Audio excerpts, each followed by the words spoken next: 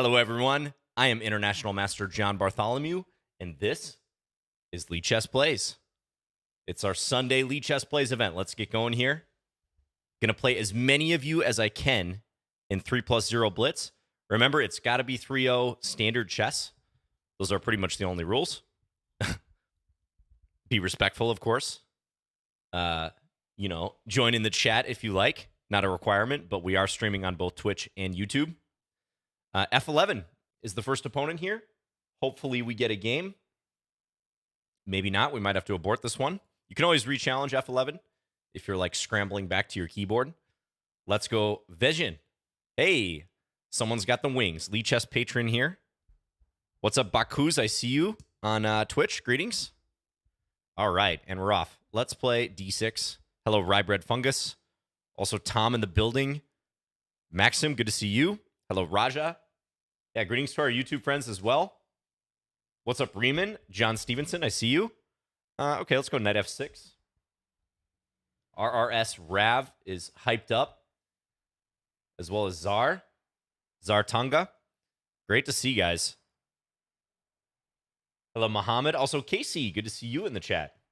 And Gabriel Fernandez. All right. Here, I got to fix my webcam ever so slightly. Sorry about that. I'm never quite sure about my webcam placement. It tends to be a bit of a wild card, but that should be better. That should be on point. Okay, there we go. Let's go e5. Now, very important that Vejin sees that e4 is a threat. Forking the two minors. We talk about this pretty much every week on Lichess Plays. It's such a common tactical pattern. You got to be constantly vigilant about it. Ryebread says, in the friendliest possible way, John is going down today. All right, we'll see about that, my friend. I'm not going to make it easy for you guys, as always. Tangineer, thank you very much. Very kind of you. Shout out to our mods, by the way. Thanks to No Joke Chess, Lopare, if you're in the chat. Also, Bakuz. Okay, so I was renewing the threat of e4, but my opponent blocked that from happening. Now, I could take here, but you know what? I think I'm just going to develop. I'm going to play g6, try to get my bishop out, go from there. The position has stabilized somewhat. Have I watched or listened to the recent Lex Fridman podcast with Magnus? I have not. I've heard people talking about it, but I have not had a chance to listen to it yet. Sounds like it's a long one. I think his podcasts tend to be fairly lengthy.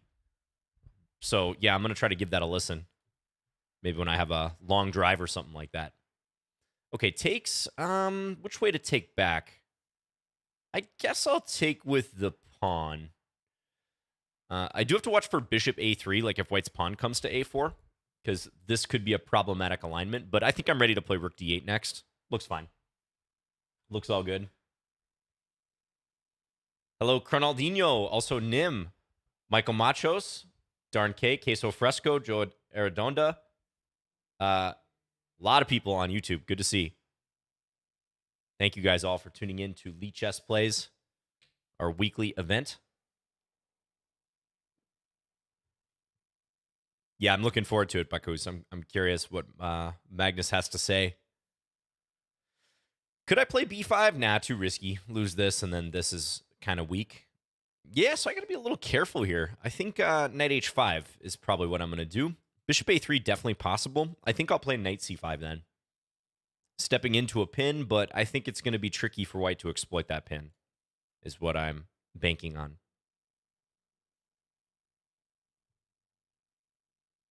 Not much. Seek GK, just hanging out today. It's a bit of an overcast, not exactly rainy day, but definitely some threatening clouds. So good day to be indoors. Okay, bishop e2. Let's hop in here. Let's attack the bishop.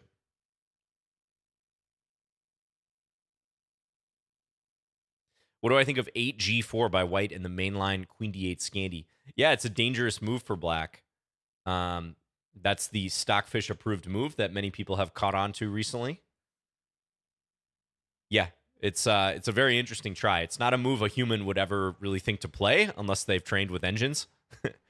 But yeah, it's a challenging one for sure. There's some discussion on it in my Chessable course on the queen d8 Scandinavian.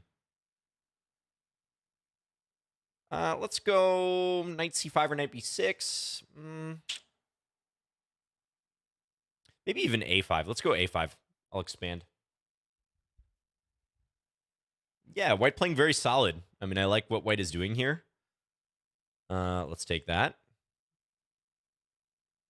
I think I'm starting to stabilize things maybe slightly in my favor, but it's going to be a bullet game here.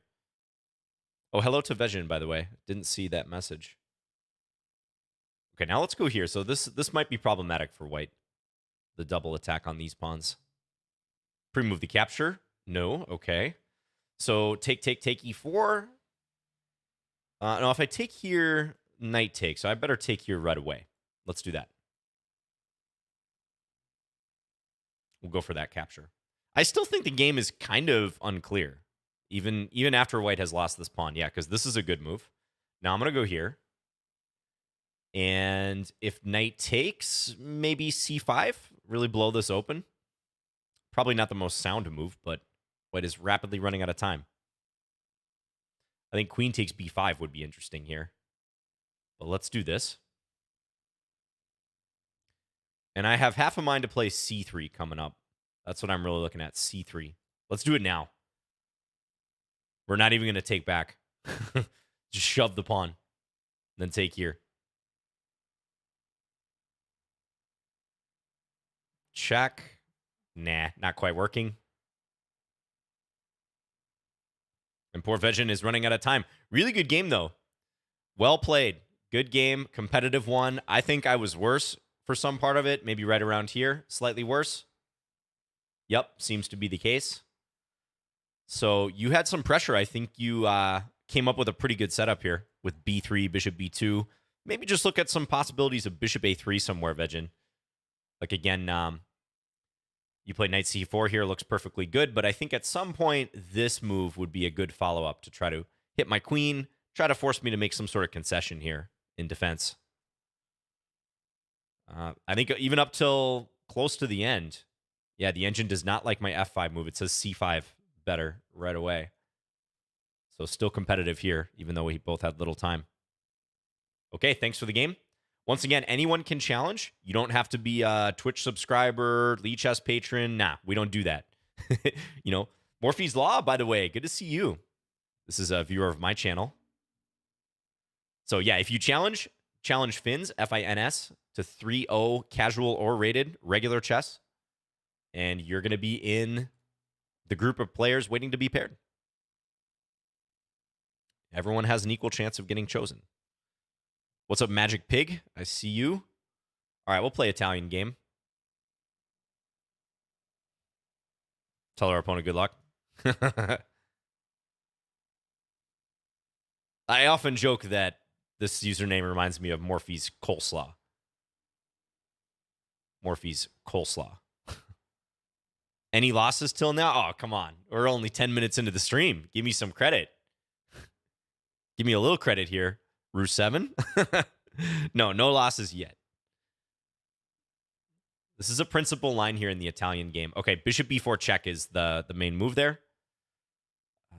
I always think it's interesting if black does play that. I think black is maybe slightly better if they know quite a bit of theory after bishop b4, knight c3. White can play bishop d2. That's pretty much equal. Okay, castle. So I know some of you who play this line might get these positions pretty frequently. I do think e5 is the way to go. Expand.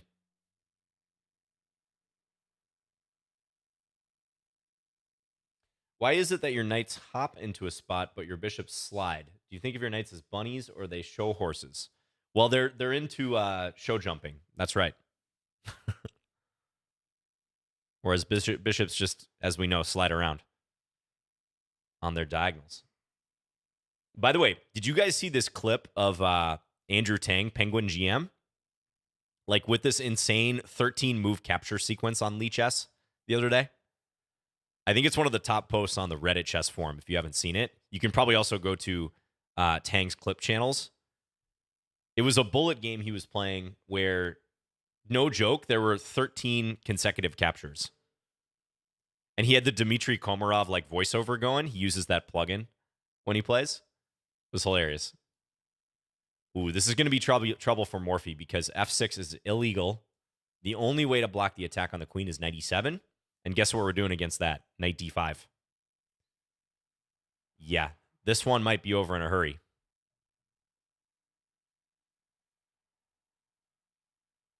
Maybe one of the mods can link it on Twitch or YouTube. It's pretty funny. You guys should check it out.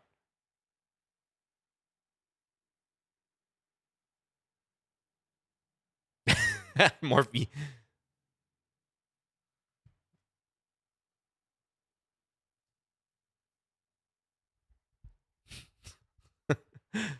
we know Morphy himself would never be caught dead in this position as black.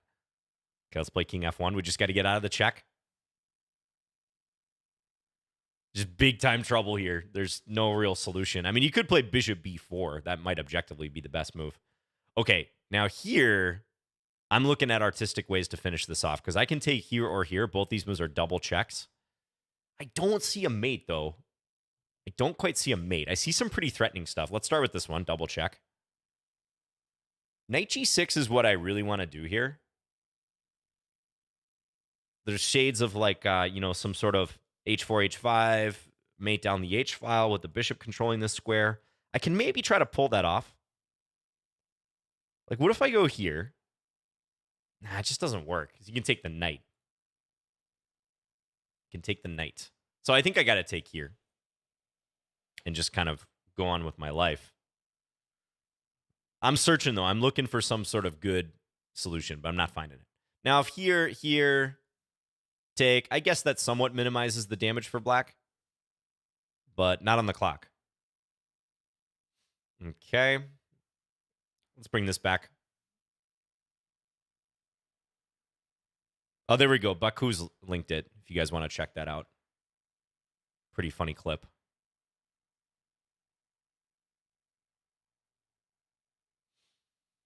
Ooh, and this is hanging. I guess I'll take it. I guess we'll capture. Queen e2. Maybe trying to come in here. Can I still do that? Not really. Queen takes on h6. Let's play this move. It's a funny move. Mm-hmm. This is really playing directly for a mate, but... Okay. Thanks for the game, Morphy. Yeah, so it is hard to stop the momentum of these pawns. I think around here, black already has to be pretty precise. D5, that might be the best move, counterattacking. Yeah.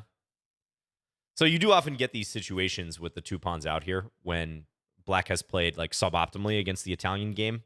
It might be playable for black. Like, it's probably okay-ish, but your margin for error can be pretty small because, as you saw, when you played a natural retreat move, 98, and on bishop g5, this is pretty much crushing. I don't think I quite played it correctly, though. Oh, knight g6 actually works here. Oh, knight h4. I missed this. Who saw this idea? I didn't look at this whatsoever. I got to wake up a little bit. Knight g6. Now, I was only connecting this to like some sort of h4, h5 idea. It just looked too slow, though. The engine rightly points out this is killer. Knight here. Take the pawn. Yeah. I probably should have seen that. And if king h7, queen d3, just prepare the attack here. Yeah, that's over. That's going to cost black an enormous amount of material. That's kind of instructive, actually. Even in positions like this, there's a lot to learn. Because I felt in my bones I should have something to just end the game immediately, but I didn't find it in the moment. Okay, thanks for the game, Morphy. Yeah, so I would recommend looking at the main line with bishop e4 check, in which case there's some fascinating variations. You'll want to know what to do against both knight c3 and also bishop d2. GG. Okay, who's up next? No shortcuts. I like that username. No shortcuts. Let's play d4 in this one. Another Lichess patron. Great to see. Okay, let's play knight c3. Hello to Riemann. Riemann asks, after last week, last week's stream, you talked about King's Gambit. What can you recommend and play instead? I play a lot of King's Gambit. Well, what I just played there in the Italian game, I think is always a good starting point. It's a very classical opening. White gets good piece play. If you like that quick attack against f7, as you might try to set up in some lines of the King's Gambit, you might like the Italian game. I'd probably look in that direction. You could also consider, let's say, some Gambit approaches like Scotch Gambit, Evans Gambit, if you want to maintain like the Gambit flavor to your games, but you don't want to go all in with the King's Gambit. I think last week we were speculating, like, is the King's Gambit a loss if Black plays absolutely perfect? And I ventured to say that I actually thought it's pretty reasonable that it was a losing opening. But we were getting varying opinions. So that's what I would say, Riemann. Italian game, but maybe feel free to branch out to something like Evans Gambit, Scotch Gambit. You might like those.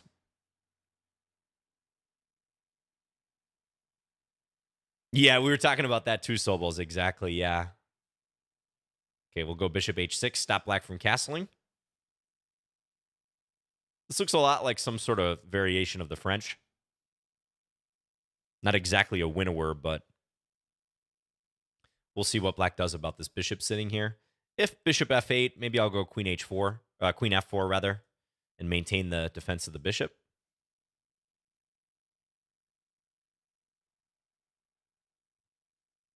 Yeah, sure thing, Riemann.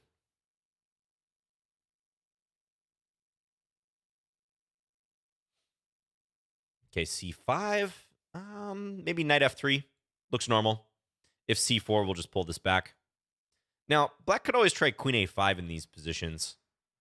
In this case, though, now that c4 has been played, I might tuck the king on d2. That's actually a pretty good little square for the king. Ooh, f5. I do not like this move. I feel like this is pretty weakening. Oh, look at that. Rankwise gifting 10 subs to the Lichess channel on Twitch. Thank you very much, Rankwise. Super kind of you. Really, really kind of you. Thanks for supporting Lichess. 10 of you in the Twitch chat getting a sub. Amazing.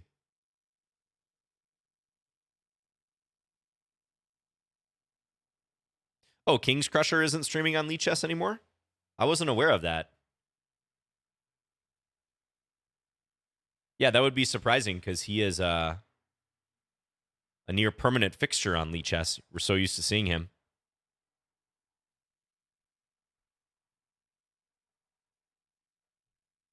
Okay, rook e1. No immediate threat. Just looking to play down the file in the future. Tough position for Black. Mainly because Black's king is a big question mark here. Ooh, king d7. Okay, that's creative. That does sometimes happen in the French. I will say that. You know what I'm really tempted to do here? I'm going to try to set it up. This is a bit cheeky, but let's see. Oh, I could have done it right away. I don't even think I need this move. I'm trying to go here. I'm trying to do that. But this is definitely inaccurate in terms of maximally attempting to punish Black. I should have played this immediately and then d5. Okay, I get another chance to do it. I guess I'll do it. Why not? Looks fun. I've got all my pieces primed in the center pretty much.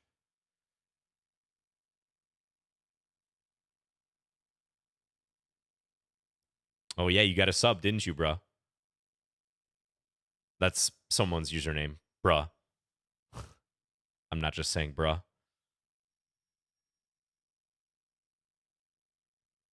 What is the future of Chessable after chess.com takes over? I have no idea. Also, remember, it's not a done deal yet.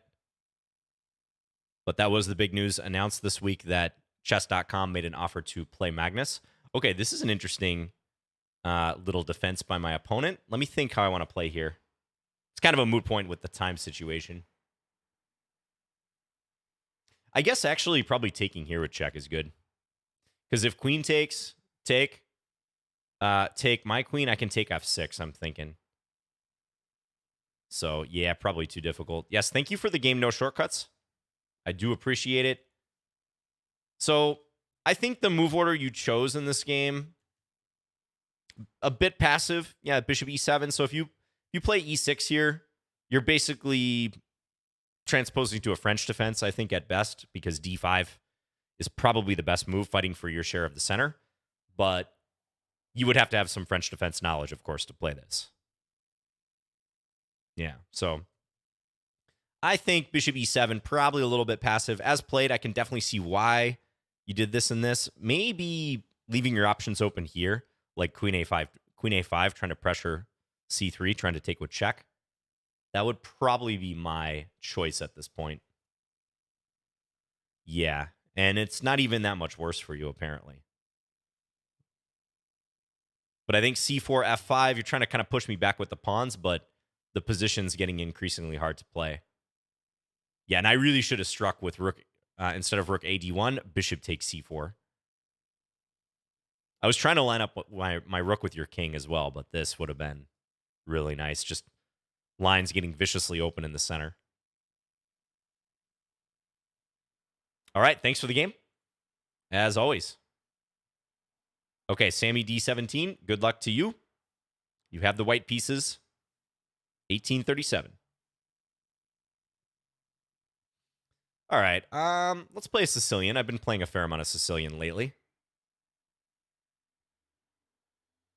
Diggy Lifts also asking about that Lex Fridman podcast with Magnus. Nope, haven't had a chance to listen to it yet. I'm going to do so, though. Chess.com recently tried to acquire the Play John B group for 4,500 bits and a horsey emote. I cannot confirm or deny such an offer was made.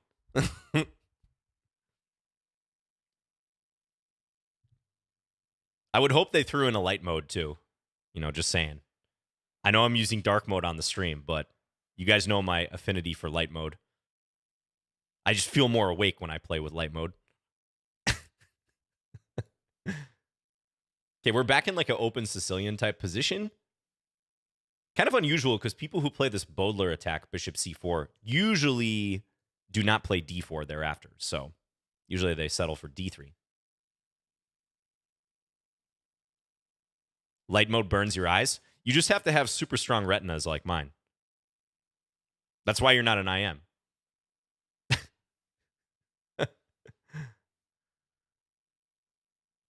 You got to be willing to play under any circumstances. What if Reverse Gamer is actually a GM? That would be the ultimate burn. Okay, I don't see any reason I can't take this, so I'm going to capture. I'm a little underdeveloped, but that's fine.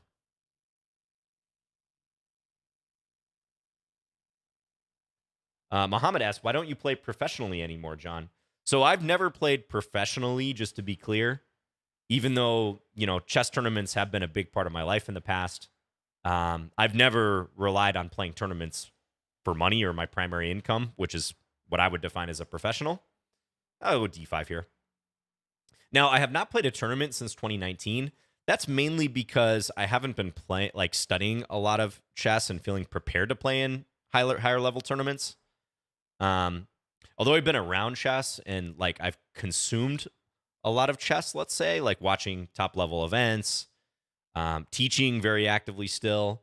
It's definitely a different thing to get ready for like IM GM competition yourself at long time controls. So I may make a return to that, but that's kind of been the case the past few years. Of course, the pandemic has, you know, thrown a wrench into many people's tournament plans anyways, so there have been some disruptions by default. Are you more proud of your IM title or your retinas? I would have said IM title, but given how many people cannot seem to tolerate light mode, I'm starting to think retinas.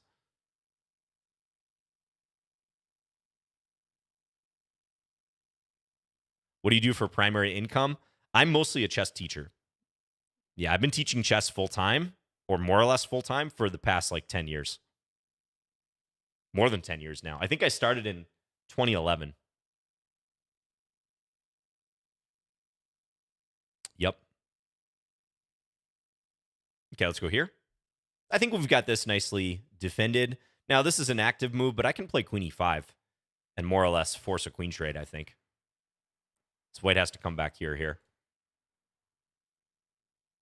Oh, thank you, Maths. Thank you very much.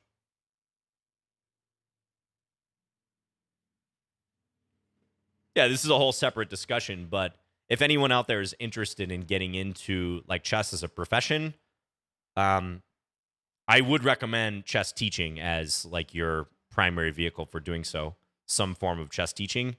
Like I personally have always believed that that's the most viable way to earn a living in chess. You might argue there are other avenues with like content creation these days, but chess teaching definitely remains like the most reliable path in my opinion.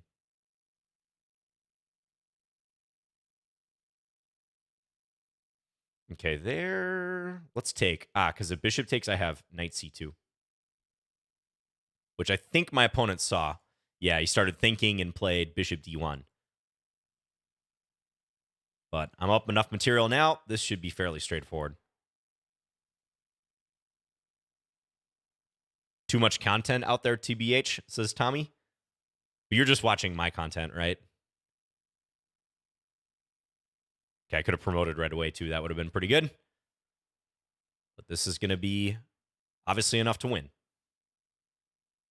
And I've got the square covered. Okay, thank you for the game, Sammy D. So again, this boulder attack, bishop c4, super popular line online. So many people play this against the Sicilian. I can't really recommend it for white because of the simple reason that unlike e4, e5, where the bishop coming to c4 makes a lot more sense, you hit f7.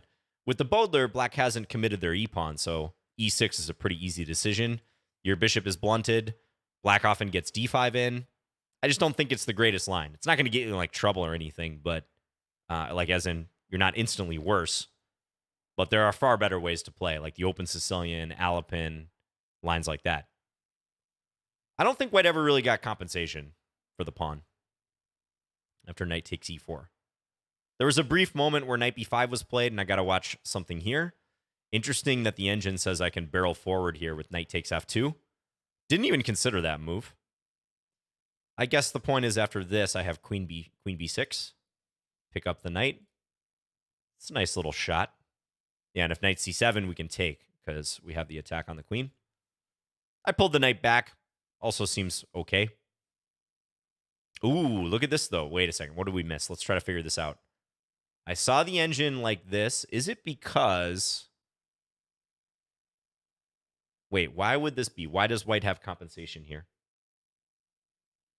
Is it because of knight takes d5? Must be. Must be knight takes d5. And if pawn takes, queen takes d5, threatening the bishop and also threatening mate, most importantly.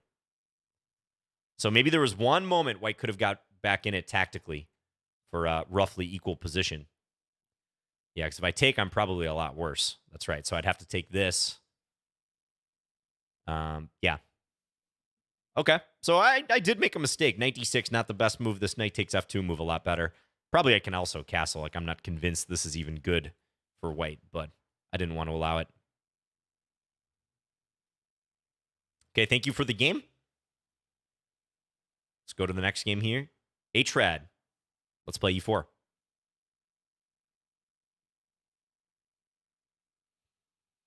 I'm just catching up on the discussion here. Conjoltrain, great username, says I'm a musician. Yeah, that must be a Coltrane reference. And teaching private lessons is really similar, I think. Steady income is nice. Yeah, absolutely. Yeah. If you can get your schedule down with private teaching and you, first and foremost, like enjoy teaching, I think it's actually a pretty great gig. 100%. I mean, I also, quite honestly, wouldn't really recommend someone make like a serious go of, ooh, this is a classic mistake, by the way. Okay, so you can punish this in two ways, bishop f7 and then knight e5, or you can play the flashier knight e5. Let's do this, and we'll see what Ahrad does.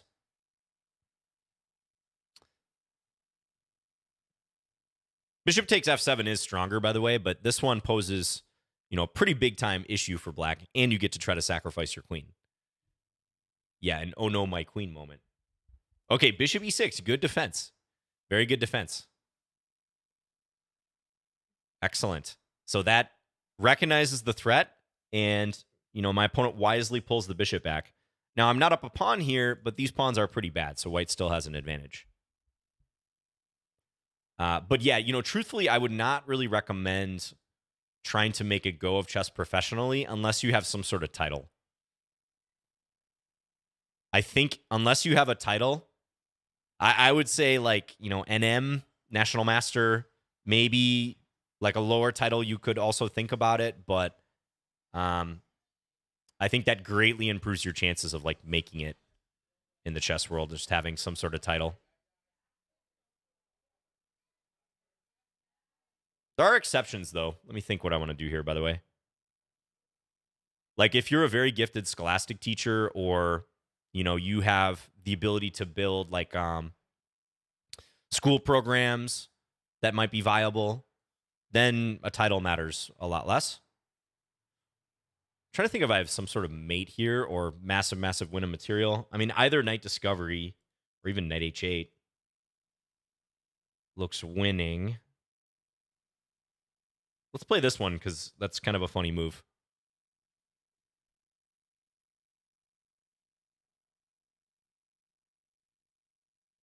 And now I was thinking take here. I could take here too, but taking the pawn like in a way actually looks better. Because it's natural for black to want to keep the rook and try to defend f7, but then I go queen h5. So I think black has to straight up lose this rook. Probably rook takes g2 is the best move. Yeah, black's going to get mated now.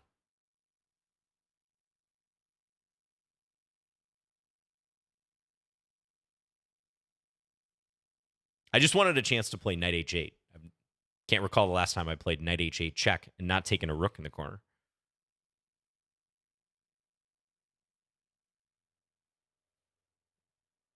Oh, you guys' usernames are on point.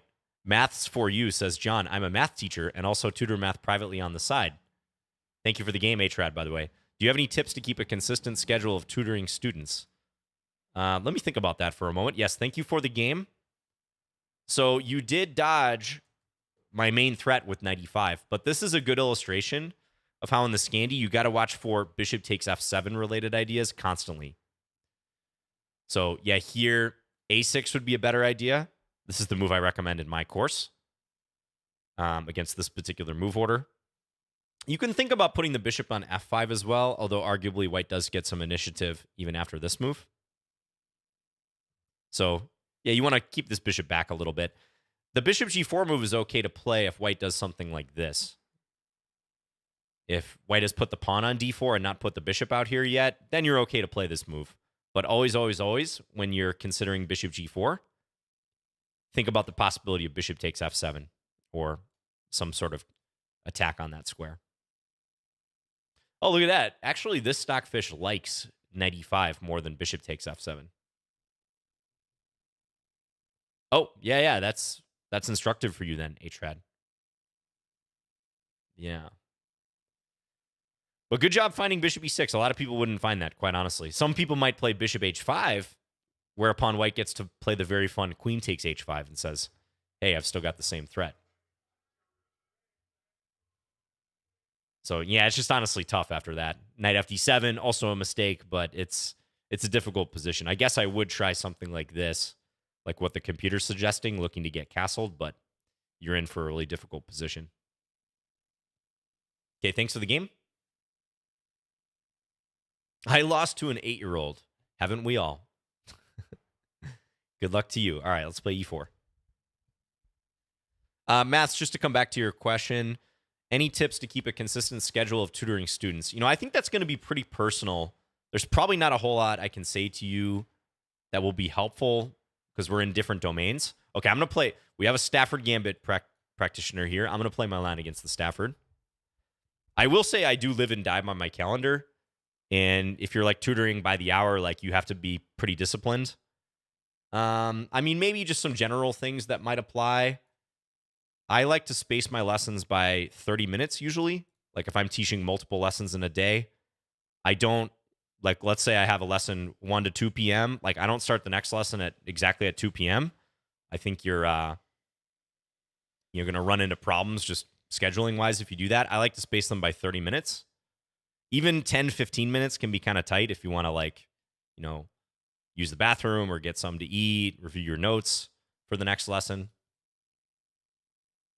I definitely like to give my students homework. I imagine that's pretty common as a music teacher. I like to review my students' games in advance of a lesson. That's always something I prefer to do. Ooh, I think I missed an opportunity to win a piece. I was focused on going for F4 that I just missed. I can win a piece straight up.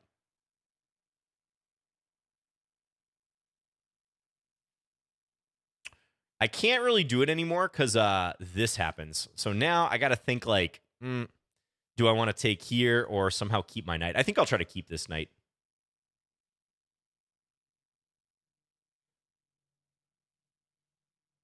Yeah, this is a great username. It points to the humility that you have to have in chess.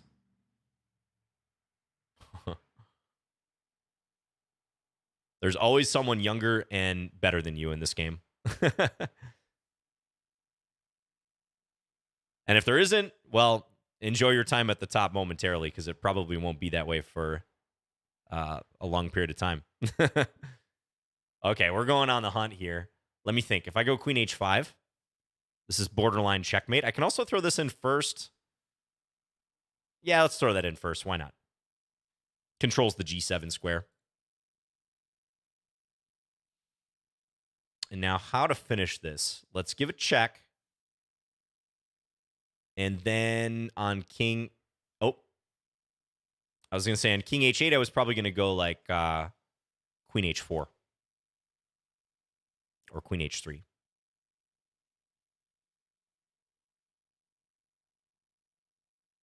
What's the best adult improvement you've seen as a teacher? I mean, I was working with a student about a year ago who went from pretty much a beginner to like 1900 rapid on chess.com within like 6 months. That was pretty insane. He was fairly young. He is fairly young. He's a college student and had a ton of time on his hands. I think he was like in between programs or something. So he was like grinding chess and playing tons of long time control games like every day. But that was pretty ridiculous improvement. So I occasionally see people like that. Okay, thanks for the game. Yeah, so this is a line I like against the Stafford Gambit d4 on move 4. It just takes a lot of the wind out of black sails. I've gone through the lines a little bit in the past. I won't do that. Actually, last week there was a Stafford Gambit game where I played the same thing. But you don't play ball with black. You just defend your knight on e5. In this game, my opponent actually chose one of the best lines. But even still, I mean, you can see the eval is pretty good for white. I'll have to remember queen f3 here. Queen f3 attacking this directly. Apparently slightly better. And then almost unforgivable that I missed in this position that I can just play bishop takes e6. I was trying to answer maths questions, and I absentmindedly played king h1. But always be on the lookout for tactics involving loose pieces. Like this is a de facto undefended piece because we can remove one of the defenders at will. Like this is just one layer more advanced than these pieces being off the board and missing knight takes c5. Yeah, absolutely unacceptable. I missed that. I'm getting the double question mark here. f4 is better. Yeah, I guess I probably should have. But black played too aggressive. Bishop takes f2. Yeah, multiple wins here for white. I guess it's probably close to force mate. Actually, black played the best move here, queen g5. That's pretty funny.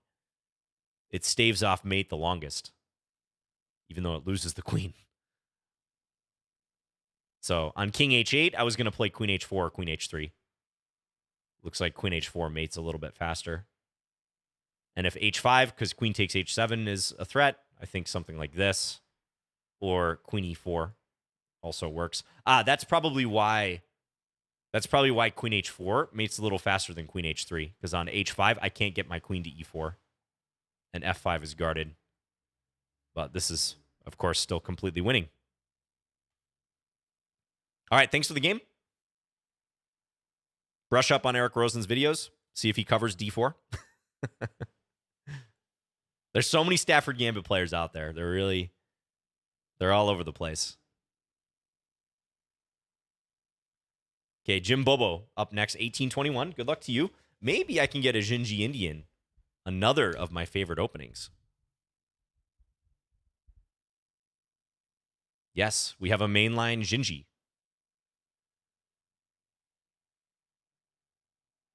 Okay, let's go Queen A5. We'll hit this pawn. Very funky pawn structure that happens out of this opening. Pretty unique. Hello, piano player James. I'm great. How are you? Hello to Omar Mao, by the way. Welcome to the chat. What is this, voodoo? I know. Yeah, you give up the dark square bishop.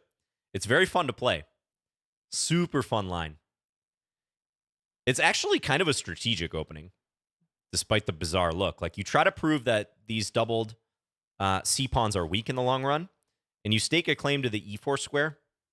You go knight F6, knight BD7, and often knight B6, bishop D7, and then some sort of targeting of the C4 pawn as well, like queen A4. Very often black castles long in this opening.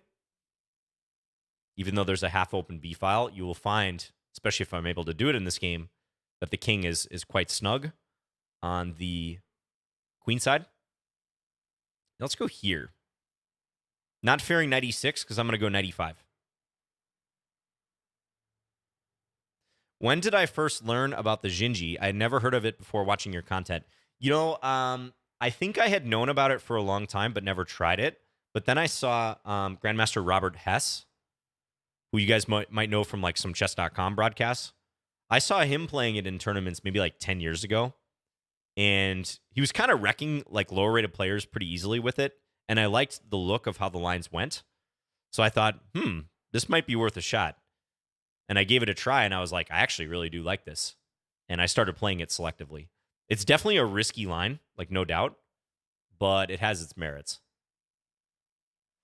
Okay, queen b1 is really interesting, because if I take here, I guess maybe white's going to take there. King d1, some bizarre stuff possible. I can't imagine that that's that good for white. So let's just take right away. I might castle, though, if white takes back. Maybe my opponent's thinking about this, though. We'll see. What's my favorite movie? My favorite movie is The Good, the Bad, and the Ugly. Clint Eastwood. That's an all-timer right there, folks. Okay, take. So do I take this right away, or do I just castle and say, you know what? I'm not in a hurry against these pawns. I think I'm going to go the castling route. I was talking up castling queenside. 2 knights versus 2 bishops, but these are some sad bishops at the moment. Is that a movie about chess? Yeah, I mean, it could be used to describe many of our games, right? Even just one game often has the good, the bad, and the ugly. Okay, now let's take.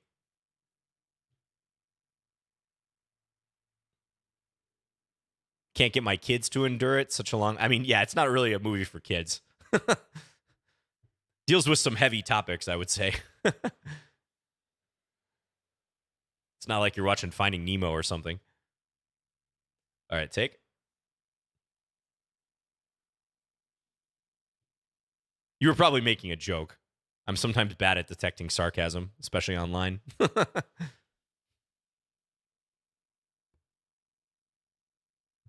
Oh, they're teenagers. Okay, yeah, it's a little bit different then.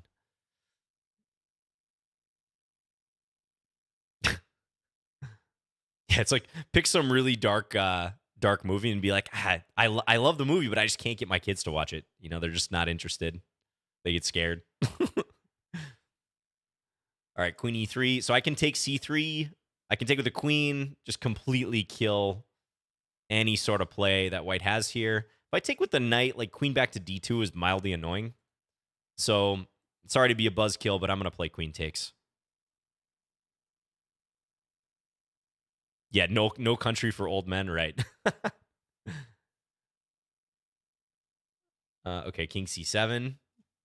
Just seems kind of useful. Also, white might blunder another pawn like they just did. So I'm now up 3 pawns. I could go up 4. However, rook e1 is some counterplay. So let's just try to play a little more sensibly. Let's go d5. The good, the bad, and the London. Nice. Okay, we'll go here. And then here. And then here.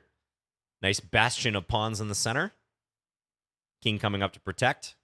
Let's just shut down white's remaining play. This pawn's going to fall at some point. And GG. Thank you for the game, Jim Bobo. Yeah, so this is the Jinji Indian. It's characterized by this bishop takes c3 idea. You have to play exactly this sequence to get to it. So it requires some cooperation from white, playing d4, c4, knight c3.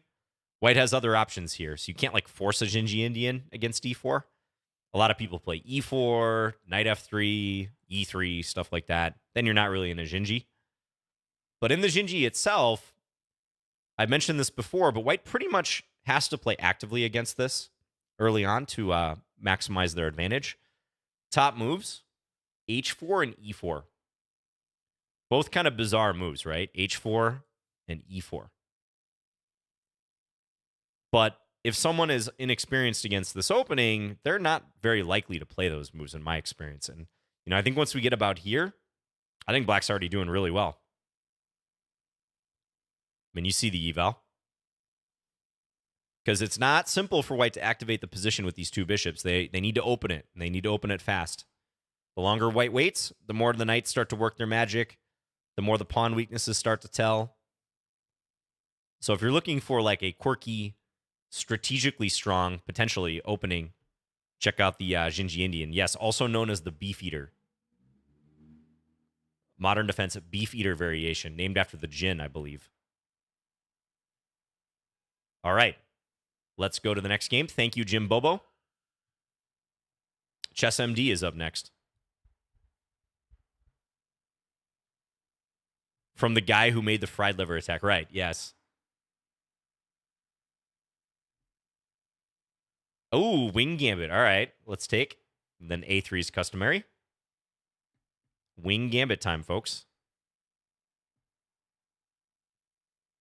Yeah, why is it called a beef eater? That's a good question. Someone in Banana Chess says, Jin, like G-I-N, like Jinji, which is named after Roman Gingiashvili. All right, good luck to my opponent. Let's take here. Now, this is a common position. Yeah, knight f3. Now, I think here, I did look at this briefly recently. E5 or E6 are most normal. I guess I'll go E5. I think that's the most principled move. I don't really know the tricks, though, in this line, I gotta say, which could get me in trouble, but let's find out. Take. Yep, knight A3. So white can angle for like this or possibly bishop C4, but I don't think I need to panic yet. Let's play...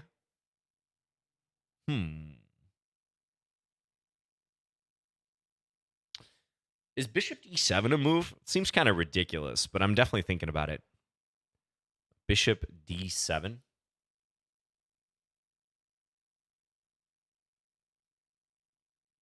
Let's try. Just guard this square. Bishop c4, I'll meet with this. I see some potential problems with this, though, if my opponent attempts to punish me. Although, I don't know. It's actually kind of unclear. We'll make them try to solve some unique problems in this line. Okay, there. Makes sense. Let's go here, probably. Yep.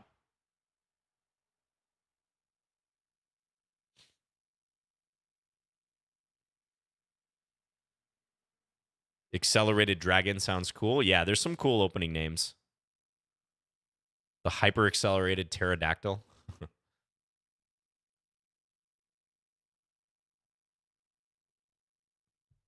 What is my favorite gambit? Interesting. My favorite gambit.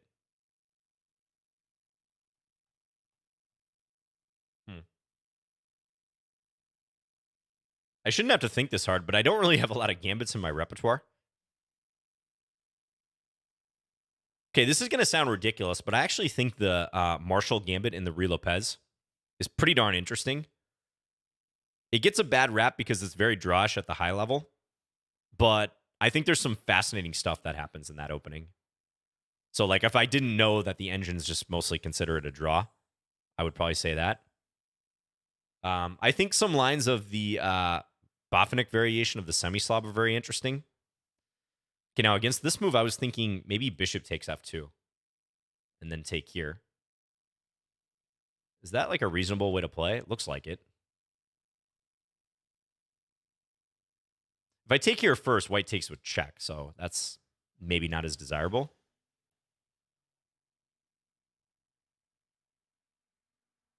I don't know. Let's try it, though.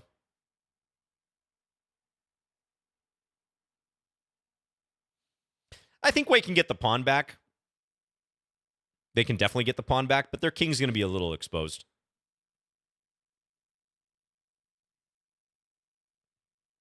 Hello, Fist Bill.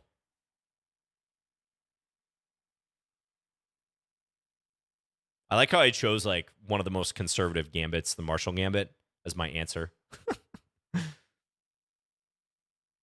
Some people are going to be unhappy with that. But I really do think it's interesting. Some really cool games. Just unfortunately, a lot of it has been mapped out by engines. All right, we'll take. We might see me castling queenside again, folks. Possibly again. Should I do it? Let's do it. Guard this. Now I really got to watch my time because obviously I'm playing with fire on the clock. Okay. How about e4 now?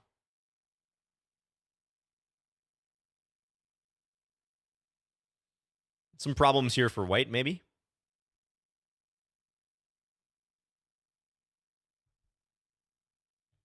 This is just kind of a bullet game at this point, though.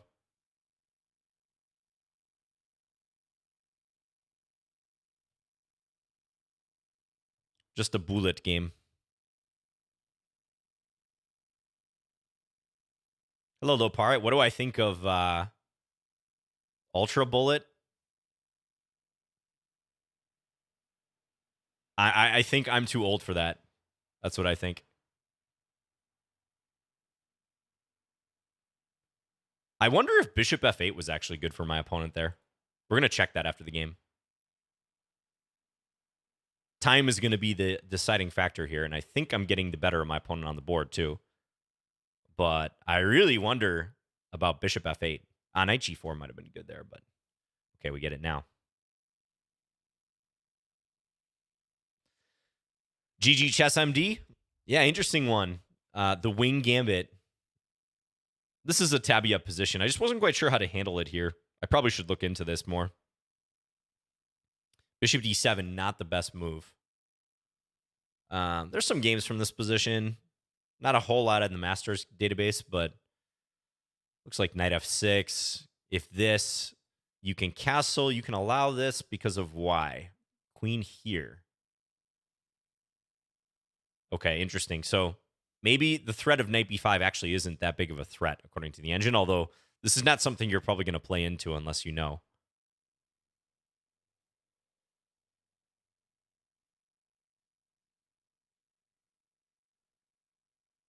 Yeah, as played, white's doing really well here. You know, I was actually most worried about white's... Ooh, rook a5. Whoa.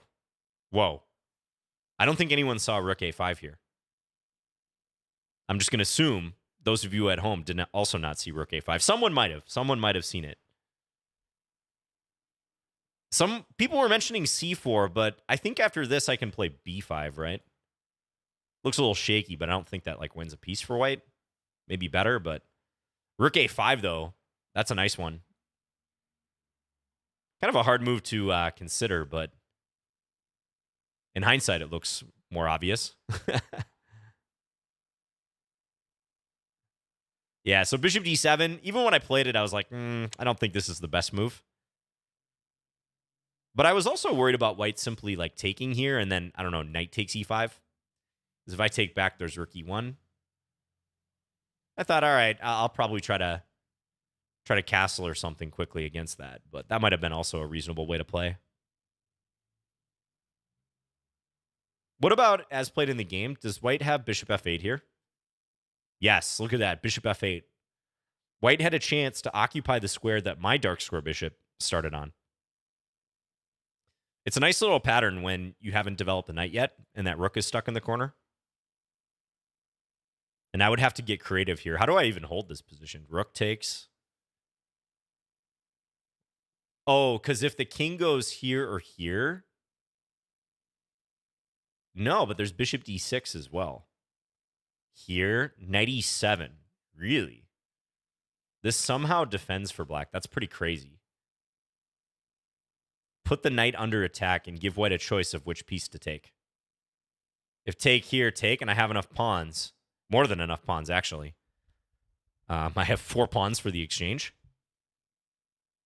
And if bishop takes here, then take another pawn.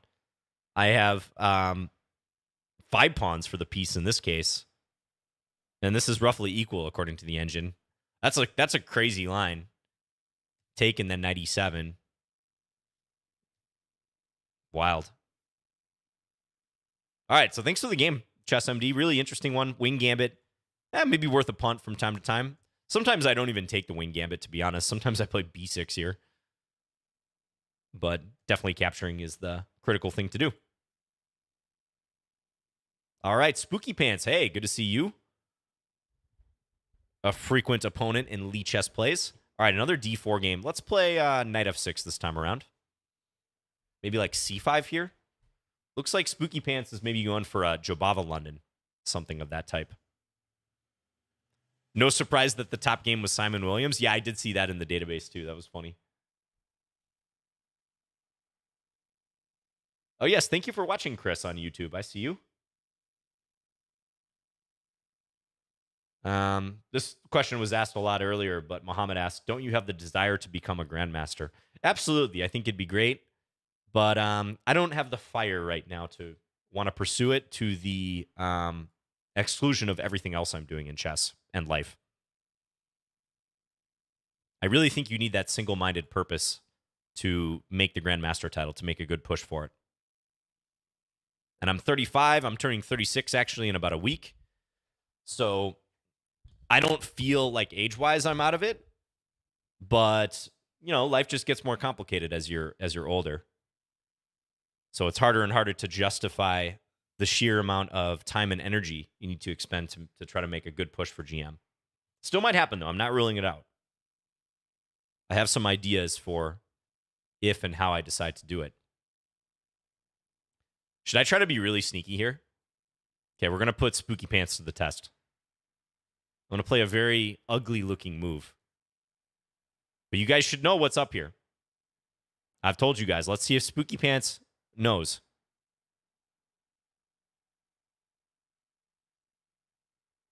Oh, really, West? Yeah, hey.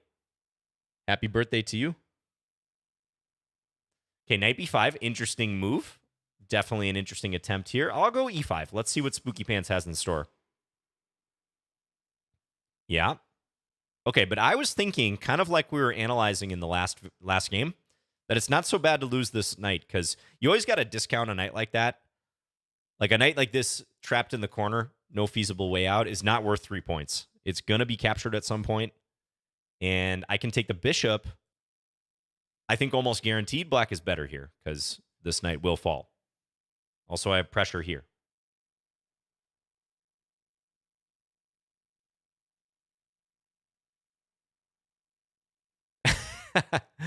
Faulty Rook says, I'm 45 and just recently started seriously studying chess, so I figure I can make GM by December. And then Lopare, one of our mods, says, I think if you grind, November is even possible. Yeah.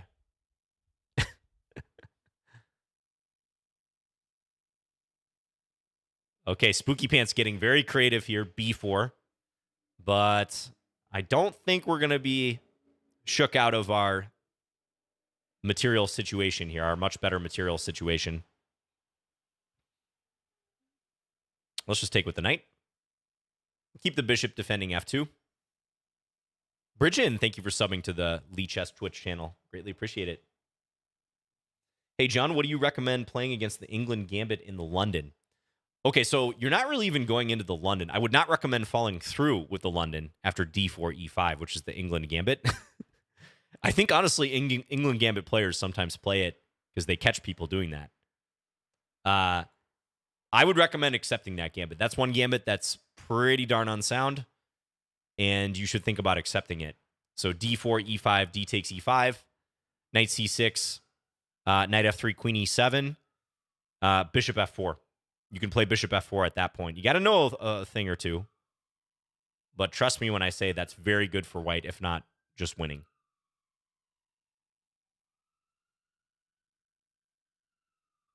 You can check out my free d4 course on Chessable if you're interested, by the way. I cover that line in there.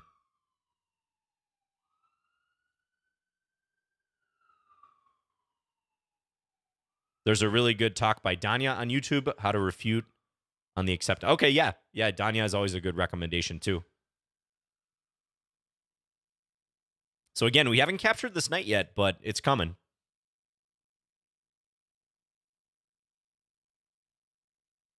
And Spooky Pants, I sympathize with them because there's not really much to do here. I've been in very similar situations where you just have no counterplay. Why aren't you covering the St. Louis Rapid games? I think their main coverage does a great job. I'm not usually in the habit of covering like live events going on.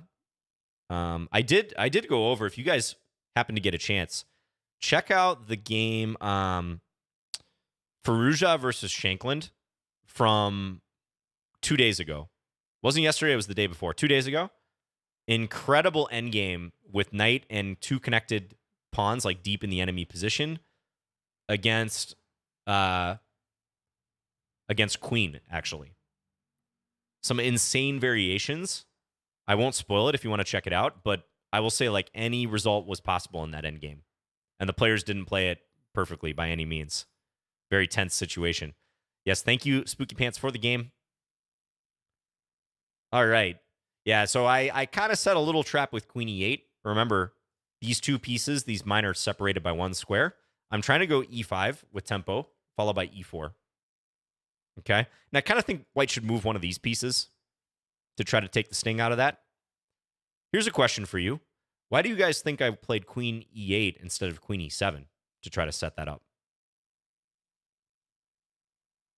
There was a method to that madness. Because I saw someone ask in the chat, why not queen e7? Hello, totally not a lazy guy on YouTube. Thank you for tuning in. That's right. Yeah, we didn't want to pin the queen. So if I go here, and let's just say white makes a default move here, there might be this, e4, and now take as a possibility. Right? And maybe I can keep the fork like here, but there's some complications, like again, this thing, or maybe take here. Maybe take like this, and then this. Yeah, and this doesn't pass the smell test. If I take here, there's a big fork. So that's why I played queen e8, so that if we get the same situation, knight takes d5 would not come with tempo.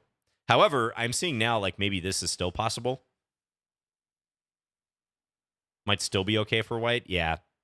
Maybe not. Take, queen d8. Oh, that's funny. Attack the knight, defend. If bishop takes f5 and something's going to be lost here. I can't claim to have saw all that. Not by any means. But that's my logic behind queen e8 versus queen e7. Yeah, the engine's not impressed. It says queen e7. But notice the engine is not going to blunder this tactic. It says white should move the bishop.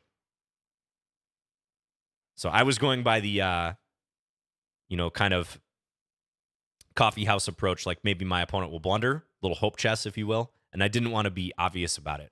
I kept my queen far away from the e5 threat. Yeah, and again, always got to discount knights like that. It's actually going to be pretty ruthless, the evaluation there. Sorry, I clicked out of it. But just to show you guys the evaluation at that moment. Even though white temporarily is up material, the engine's like, nah, black's winning. Okay, thanks for the game. Mush, you're up next. You have the white pieces. Good luck.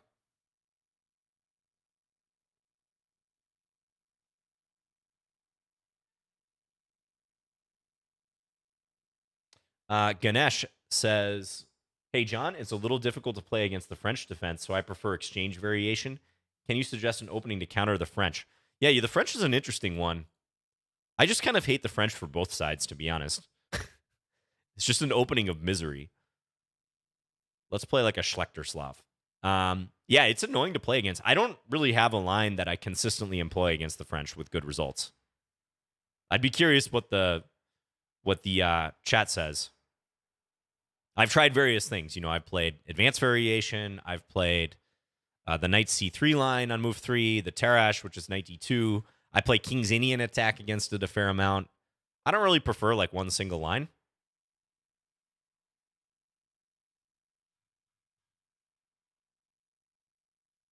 I guess if I were to choose like right now, in theory, which line is probably strongest, I would say advanced variation. Kind of like what you're seeing against the Caro-Kann. I think the advance has emerged as the line that people prefer to play. Here, I'm going to try something here. Oh no, my pawn.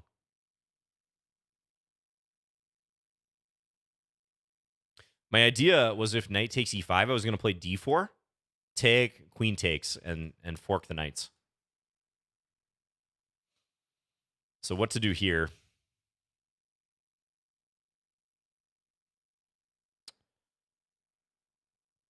I guess let's just play rook e8.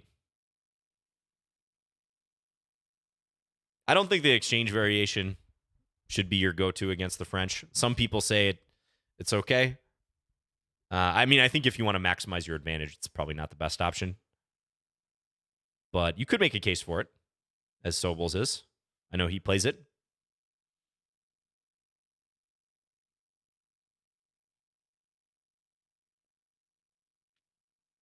Even Fischer had bad score against the French. Yeah, that's right. He did lose some high-profile games against the French, didn't he? He also had some high-profile victories, but that is correct. He did lose some games against certain players in the French.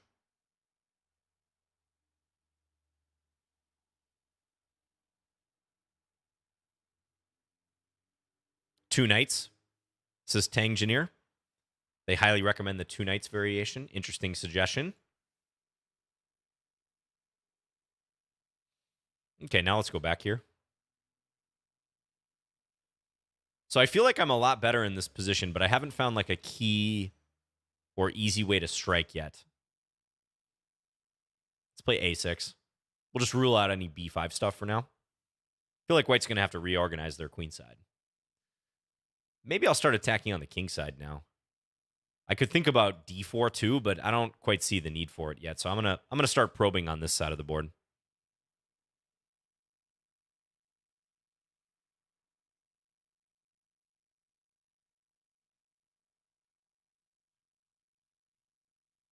Oh, thank you, James, by the way. Appreciate it.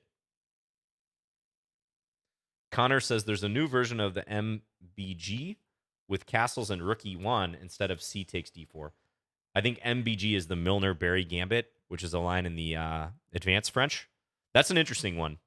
Yeah, I would actually say just someone picking up the white side of the French cold, look into the advance, because you can play it the conventional way, where you just grab space, and you can also play like this Milner-Berry Gambit.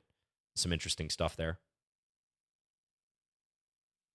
Okay, so if I take, bishop takes, I can take with my bishop. Looks good to me. Let's do it. Oh, I blundered. Okay, knight f3 was winning a piece there. My opponent let me off the hook. Now they can take here, but I got to imagine my piece is close to white's king. Could be worth something. White's playing a little too passive here. Let's do this.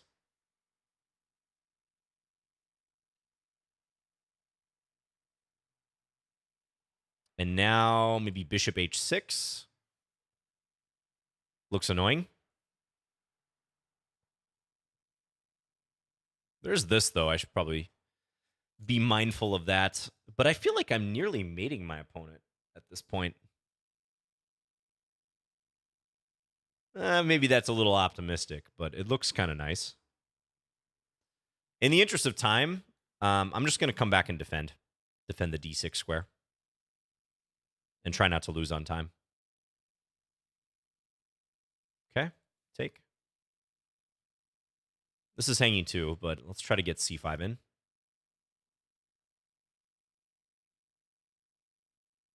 This is a winning position, but will I have enough time to execute it? Let's take.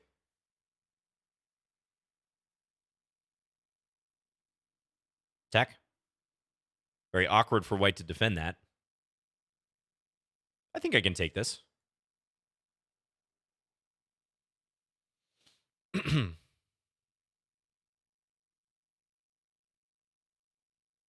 Mm-hmm.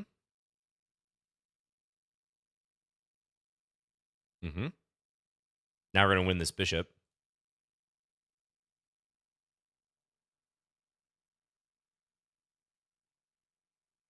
Give me that.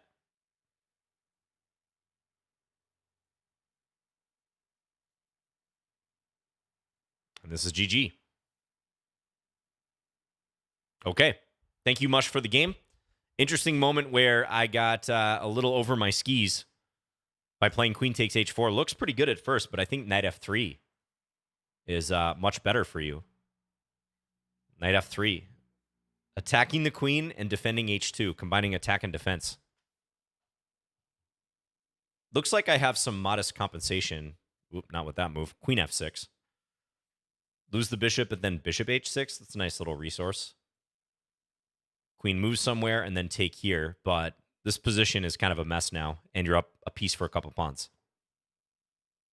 So thanks for the game. Yeah, your setup looked a little passive. I don't really like that early rook b1. Then again, I wasn't able to punish it. But yeah, it looked a little difficult for you to unwind your position there. Thank you for the battle. Okay, Essler, we are into our second hour of the stream at this point. Still plenty of time to challenge. The roarer asked earlier, John, have you always been so positive, or did you just have to work at it? I've never seen you be really negative. You know, I'm a pretty positive person in general. I think if you ever met me in real life, like, you'd probably say that I'm pretty consistent with like my on-stream personality versus how I am in real life. However, for sure, like I make a point like not to try to tilt or be too negative on stream. Like, I'm not going to sit here and say I don't experience like basic human emotion and negative emotions at that from time to time or throughout my daily life. So 100%, you should keep that in mind when you're watching streamers. Very few streamers are like truly their authentic self, because by default, you would see some really ugly stuff if that were to happen. But it's not too far off. I do not meditate, no.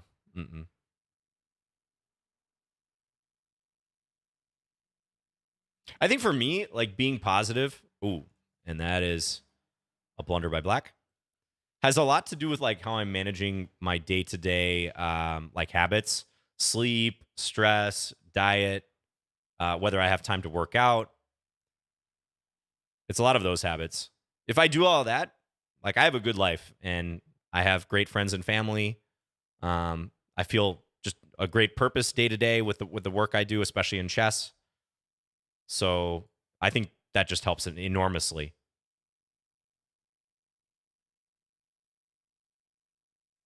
Okay, thanks for the game, Essler. Not your best game. This was a QGD exchange. Don't really like this quick b5 plan.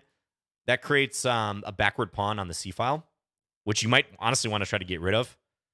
You know, usually how black plays such a position is they will start to get these pieces out. Maybe with a6, you can think about playing like a c5 type move, because you haven't committed your c pawn yet. Try to get the knight to c6. We might be looking at some sort of isolated pawn situation in that case, but be very careful early on in the Queen's Gambit, even though it's a slower type of opening by default. You got to get your move order right. And already I think you were feeling a little cramped around here and hence made a blunder. Watch your long-range diagonal moves. 2 long-range diagonal moves in a row just killed you here. It's going to be hard to recover from the knight blunder, but you also miss queen takes h7, the attack down there. Thank you for the game. What do I think about the Traxler attack? I think it's okay. I mean, it's a fun one. I wouldn't make it my main weapon, but you can try it from time to time if you're an e4, e5 player. Okay, MB Robert. I could be biased against gambits. Like, again, I've never really made gambits a major part of my repertoire. I played stuff like the Benko gambit, but again, that's more of like in some ways, like a strategic gambit. I'm in favor of like using gambits sparingly in your repertoire. Like, they're good for certain situations. I wouldn't make them your main weapons. Okay, MB Robert is not here, apparently. T Mark, you're up next. Good luck to you. Thanks, everyone, for challenging 3-0. I do appreciate that. We haven't had to sort through challenges that are not stipulated. We'll play the same variation we played in the last game. Do you think the Budapest Gambit is too much, or could it be considered strategic? I think you can play Budapest for quite a while. But beyond a certain level, I don't think it's going to be a great weapon.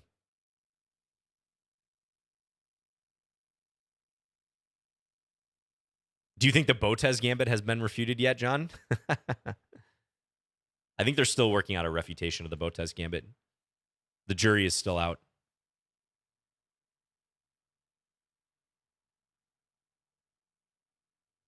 Never stub your toe on stream. Exactly.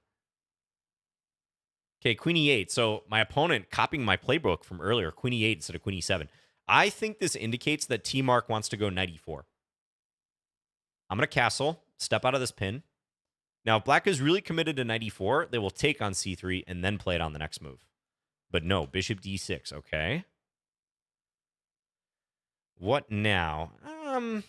Let's try for like a E4 type idea. I have enough defenders here on this square, so Black can't feasibly play that yet. I think given the position of the Black Queen, this plan of breaking through makes a lot of sense. Ooh. Now, look out below. This could be nasty for Black. I kind of think Black's already losing here. Because on knight takes, not only is bishop takes super strong, various discoveries, but even the direct rook takes is a big problem. So bishop e7, Black covers. All right, so now I have a nice choice between moves like this or this. I think, well, I don't know, actually. Let's take with the knight. It looks more natural, but this is probably also quite good.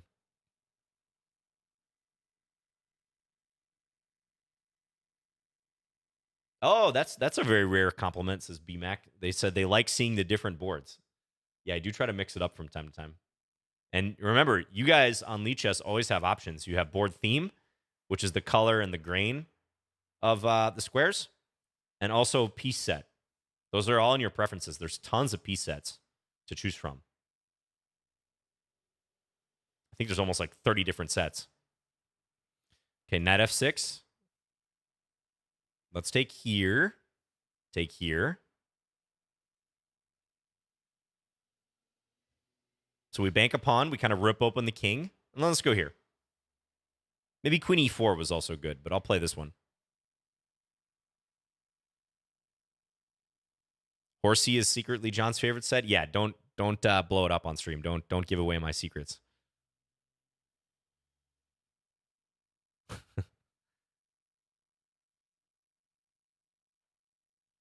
What about 3D? Yeah, there's 3D as well, isn't there? Where is that one? It's not under piece set, is it? Yeah, it's board geometry. Right, I forgot about that. Thank you for reminding. You can also set it to 3D. What if I do that right now? Whoa! I've never done that mid-game before. It looks kind of cool. I will say, as far as 3D sets go, this one looks better than most. Kind of blows your mind, but this one looks a lot better than most attempts I've seen.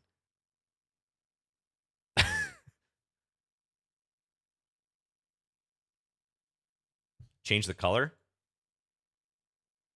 Hey, I'm going to get a quick checkmate out of this. Pre-move it. Okay, thank you, T-Mark, for the game. So, yeah, you do have that option. I'll change it back. Might be a little distracting. We'll change it back. Thank you for the game, T-Mark. Again, got to be careful, even in lines like the Queen's Gambit declined. I think a lot of you guys are kind of winging it here. Yeah, I see a lot of the early bishop b4. That is a line. It's called a Rogozin, but you got to play it a little more aggressive than how you played it. Like, you ducked into a QGD structure. You made a lot of the normal QGD moves, brought your bishop back, so you kind of wasted a tempo with that, bishop b4 and then bishop d6, and by the time we get here, you're already facing e4 pretty heavily. Yeah, that pawn break in the center is just vicious. So maybe think about trying to find a weapon, T-Mark, against d4 that you can play consistently, whether it's d4, d5, learning the theory there, or something else. Thanks for the game. Chris was taken. I guess they wanted the username Chris, but they couldn't. Okay, let's play in English this time.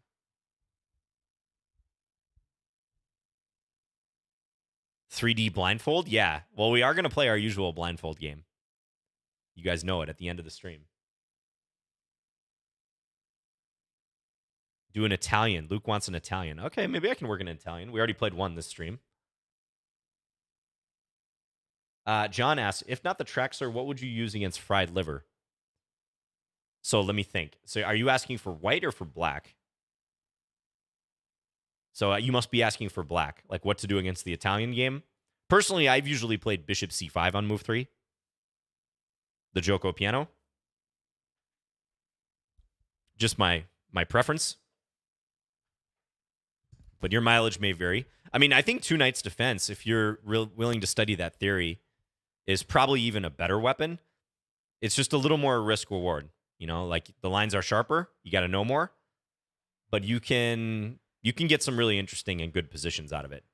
That's for sure.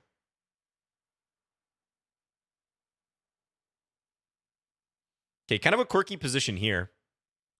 This pawn, while seemingly kind of loose for me, I think is defended.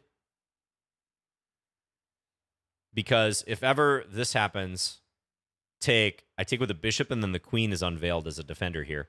This is a nice way to develop the knight. Like, obviously, I can't go through f3, so I'm going to send it to f4 in many cases.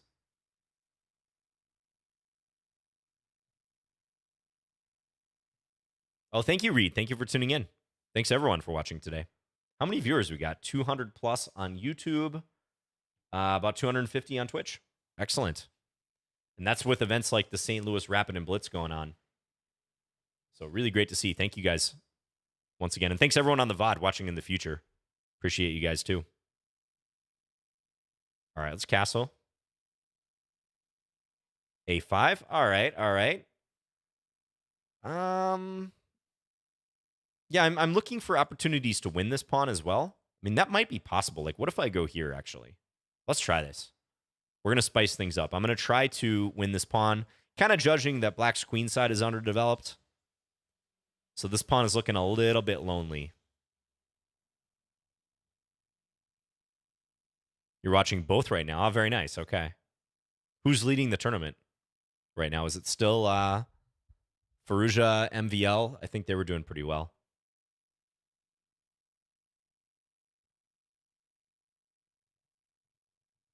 Why are you avoiding to play e3? Yeah, I don't like e3 here because it creates some weaknesses like on the light squares like f3, d3. And I might want to use the e3 square in some cases. It doesn't seem really necessary to me. The only reason to play e3 would be to stop black from playing e3, but I don't think it's necessary. Yeah, now I'm going to take here. And then we're going to take here. And if this, I think knight d6 is looking pretty prime. Yeah, let's jump. Remember, we established that knight's hop. Okay, so this is almost looking frozen for black.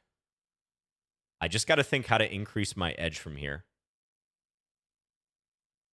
How best to do it. Many ways to play this. I want to make sure this knight can remain here. I want it lodged on that square. You know what? Let's go here. I'm gonna give black the A pawn. I don't particularly care about that pawn. Okay, black attacks the knight instead. That's an interesting option. I might just want to bank this now. I don't know that I'm going to do much better than that, so let's just take. Ooh, that actually might... Nah, maybe a mistake. I don't know. Rook a7 I can take here, though. I was initially a little concerned about that, but I think I can take here. Yeah, and escape. Now, do I play knight d6, which might run into rook d8? But then I have rook takes b8, or do I go queen d6? Queen d6 might be a better move here. Kind of a cool move. Hits the queen, also hits the knight on b8. And I can back my knight out. Aronian just sacked a piece against Ali Reza. Interesting. Okay, let's go here.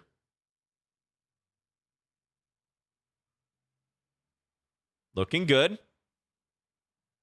Looking good. Let's go here.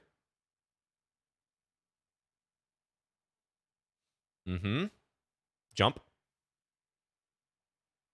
And try to take this. Discovery. Ooh, and I take a check. Big time mistakes by black. Let's get behind this pawn. We're going to push it. Maybe black will try to attack this pawn like rook f7 or something, but I think my c pawn is going to be too fast here. Much too fast. Rook c8 and then c7. Okay. Thank you for the game, Chris. Got a little interesting when you took the pawn down there, but I think white's activity and just your position being kind of cramped here should be too much. Looks like a difficult position to play. Yeah, that said, knight takes b7, not a great move according to the engine compared to some of the other options. I didn't see rook a7 at first, so I'm somewhat fortunate that I have d takes c6 against this. Might be other moves, though. I guess even this is possible. Discovery on the knight, but... Oh, thank you, Ruin Jogger. Thank you. Watching from Manchester, England. Thank you, thank you. Appreciate you tuning in to Lichess Plays. Queen d6, really nice move to just kill black's counterplay. I like that one a lot. Remember, when you're up material, a queen trade is usually in your favor, especially if your opponent's trying to drum up counterplay, attack your king, be annoying, creating counterplay. A queen trade tends to cut down on their resources. It instantly increases the margin of safety for you. Oh, you were hoping I didn't play d5? Yeah. Okay, so you've looked at this line before. Yeah. d5 is kind of a principled move here. Not allowing black to play d5 and grab space. Yeah. It's an interesting line. I mean, I think somehow you should get your queen side developed. I'm not too familiar with the theory here otherwise. But probably you want to start trying to get these out. I mean, maybe d6 somewhere, maybe knight a6. I would think d6, though, probably. Thanks for the game. Okay, DDR, 2,200. We haven't had too many players over, let's say, 2,100 today as challengers, but here we go. DDR Yakos. You are up. Good bullet player, too, so I got to be careful. B3. Let's go with my standard, and then pre-move bishop takes d1. You wouldn't believe the amount of times people have played to e3 here and hung their queen. It's a fair move. Bishop g4 is actually a pretty good move, so I like playing it. Take and double up their pawns. I'm fond of this line. I play this line a little different than how some people play it, though. I like fianchettoing this bishop now, because I like all the pawns you get on light squares against white's bishop. The engine's like not too impressed by this line for black, but to me it seems very easy to play.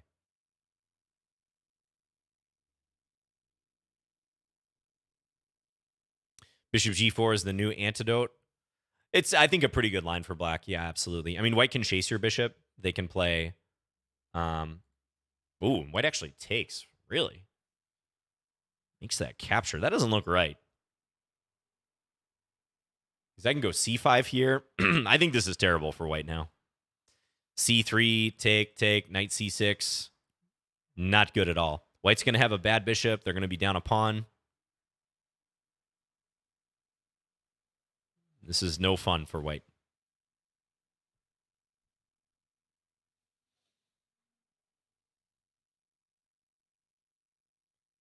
There are lines white can play, again, like h3, bishop h5, g4 is one of the more ambitious ones. Leads to kind of funky positions. Isn't G6 and E6 combination a positional mistake? It could be in some circumstances, but I think no, it's fine because, again, you're building a solid wall on the light squares, and the position is closed enough that you can get away with it. It's not like white can open the position and punish you for it. That's not going to happen. In some lines, G6, E6 is just too slow, though. Okay, here, I think I should actually keep the knights on board. Might be more annoying for my opponent. Let's go here. Maybe flirting with knight C3. It avoids like a pure opposite color bishop situation. So we'll keep a little bit more material on board. Is the Prinz variation good against the Sicilian? What is the Prinz again? I've heard of that line, but I can't tell you what move order that is off the top of my head.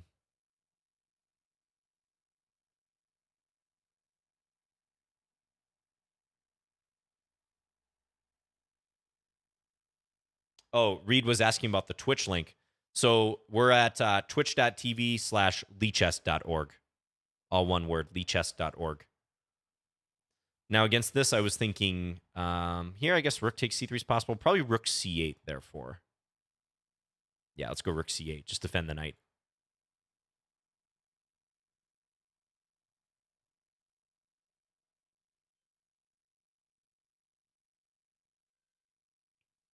Just very tough for white. Again, aside from being down a pawn, this bishop is not good. Even if white plays f4, it's not doing a whole lot. This is just a super solid wall. All right, maybe queen b6 now, trying to attack the knight and the pawn behind it. I think a pretty good option. Let's play it. So I should win another pawn here.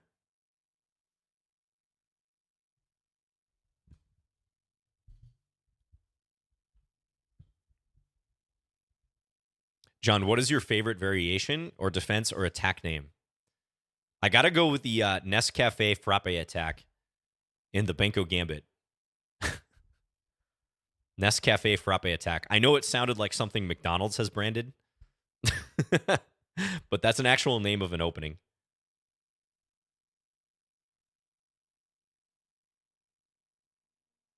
All right. Thanks to the game DDR. Yeah, just never really recovered from the bishop takes f6 and d4 thing. I mean, you can play c3 here, but it doesn't look that great. So I think you got to keep the bishop pair on the board here. I usually see people playing this like d3, knight d2, f4, knight f3, something like this. You angle the knight for e5. Thank you for the game. Okay, Buff, another Lichess patron, is up. Okay, let's play g3 in this one. A little flank action. My favorite is Peart's Defense Lion's Jaw variation. Yeah, that is one, isn't it? The Lion's Jaw. Okay, let's go c4. We'll take this into English territory.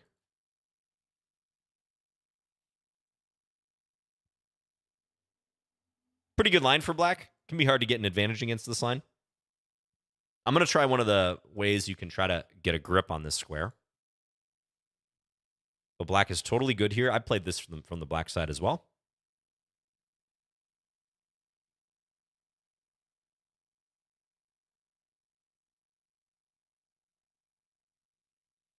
Now, in this position, theory says black might want to play d5.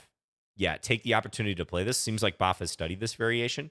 Because if black doesn't do that, then I'm going to go here. And I'm still going to go here anyways.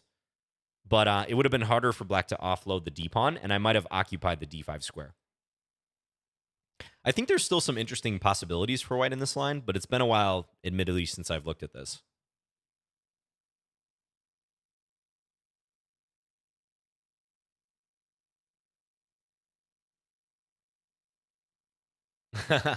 Wolfgang says, hi, John. Ooh, do I want to insert this? Nah. Hi, John. I played the Maya bot on Lichess, and it bong clouded me, but I won. They are indeed more fun than Stockfish. Greetings. Yeah, the Maya bots, if you're unfamiliar with them, they are human-like AI opponents that you can play. And they are pretty interesting to play against, for sure. I'd recommend them. If you're the type of player who is a little nervous, like playing against human opposition, but doesn't like playing against the bots or kind of sick against playing against the pure engines, I'd recommend checking out Maya. It's pretty fun. Okay, I'm building some pressure here. I wonder if I'll have an opportunity for d4. There's 3 Maya bots, by the way. There's 1, 5, and 9. So they all play a little bit different. And they actually do make human-like mistakes, I will say. Okay, bishop d7. That's probably a good defense. I'm thinking if I can like bash through here somehow. It's going to be tricky. I really want to go d4 or knight d5, something active right now while my opponent's king is in the center, but let's just go d4 straight away.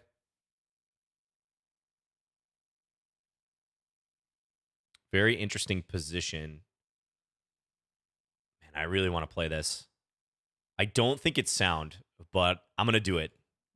Because we have a rule on Lichess plays. If I look at it and it looks interesting, it doesn't look sound, but it doesn't lose right away, I play it. Okay, and black didn't take the pawn. I think taking knight or bishop would have been the most testing there. But black plays neither. Okay, let's take now.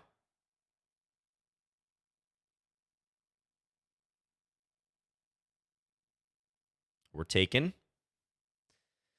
And now what? I can try to give my rook on a1, like queen c4 or something, but let's go here. This could get spicy. Okay, now how much do I care about this pawn?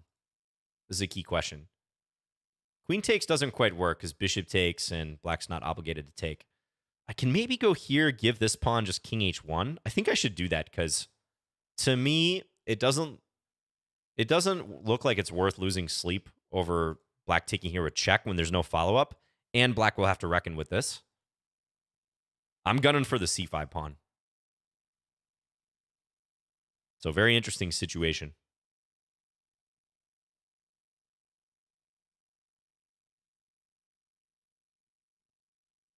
If a rook comes to c8, maybe rook e1. John, when are you going to resurrect your battle spikes, your hairstyle? Yeah, my hair's a little bit too short. I got a haircut a couple days ago. The spikes were at their peak during the pandemic when, you know, all of us couldn't get haircuts for a while. So if the knight moves, I'm thinking knight e7 check. Knight d4, knight e7. I don't know, though. I mean, maybe rook here. It still looks very shaky for black, but there might be some sort of narrow way to play this. Because if I move the knight, knight d4 is possible. That could be played. Kind of tricky, actually, for both sides. Neither of us have a whole lot of time here. Let's do this. I'm kind of allowing rook a8, but then I'm thinking take here. This is a weird sequence. And now check, and I can win the bishop, maybe. Okay, I got the better of black tactically here, but that was far from clear the whole time. Let's do this one. Check.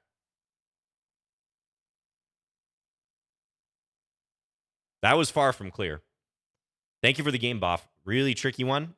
Thank you. Let's check it out real quick. I don't think d4 was sound by me, but it required you to take a pawn to try to prove it.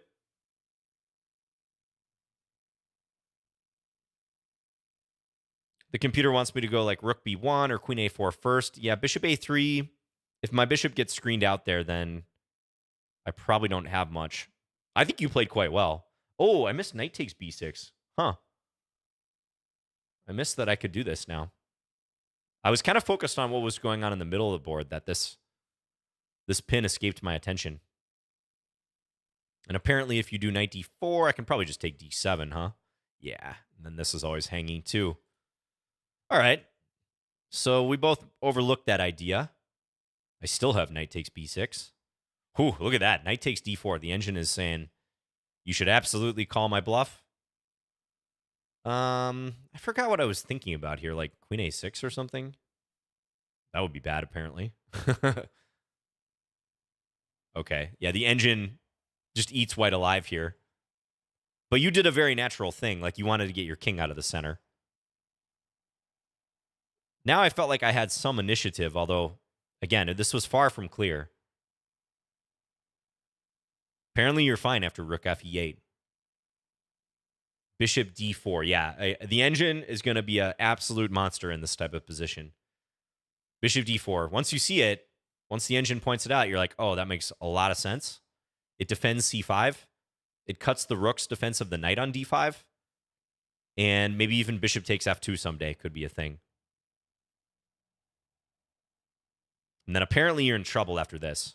I could see that because now it's looking a little too loose with this knight e7 threat or maybe knight c7. You tried to establish material equality, but yeah, check is killer, isn't it? Too many loose pieces now. Okay, thanks for the game. Very good one. And I think that line you played, perfectly good. You know, I will say usually the way this goes, you can see in the Masters database, they usually pull the knight back to e7. They try to preserve a knight and help defend c6. So maybe look into that instead of knight takes c3.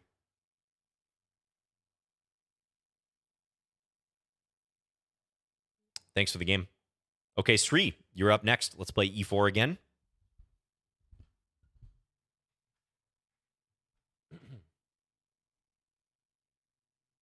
You haven't been chosen for a long time, says E-King. Yeah, so it is random. Do remember that. It is a random selection. So it doesn't go in order of like when you... I was about to abort, but my opponent showed up. It doesn't go in order of when you challenge. So unfortunately, some unlucky people may have like multiple Lichess plays go by where they don't get randomly chosen. But it seems to be the case that if you send a challenge, say towards the start of the stream, you have a pretty good chance of getting selected. Pretty good chance. Okay, now this is a case where the g6, e6 mix could actually lead to trouble for black. We're going to try to prove it. Because it creates a lot of weaknesses on the dark squares when black does that. A lot of very loose squares. I'm kind of gunning for c7 and d6. Not even sure this is the best way to do it. Like maybe bishop f4 first, but I like this.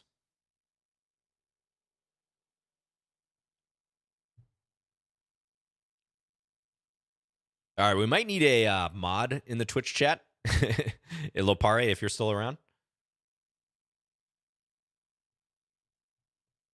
All right, should I take with the queen or bishop?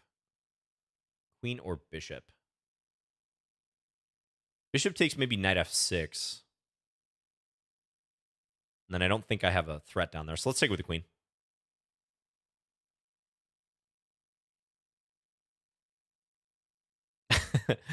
Rye bread. Yeah, sure thing, Lopare. Now, I could have actually thrown in a check there, but I want to keep the check for reserve because I want to be able to cleanly play it. Let's go king f1. Bishop e2 is the more natural move, but I think this dark square bishop could be useful for the attack. So I'm going to move the king over. Okay, my opponent kind of blunders in a way, knight check, but do I actually want to do that? This in fact might be a good move. Oh, I can take here first though. This is probably the way to play. Take here first and then knight here. Because if I played knight check, king d8, knight takes, there was knight takes d5. That's one of those situations again where the knight is kind of discounted. So let's go check. I got to be a little careful though, because like bishop check will be coming. Black will get some temporary activity for the rook they're going to lose. But it shouldn't be enough.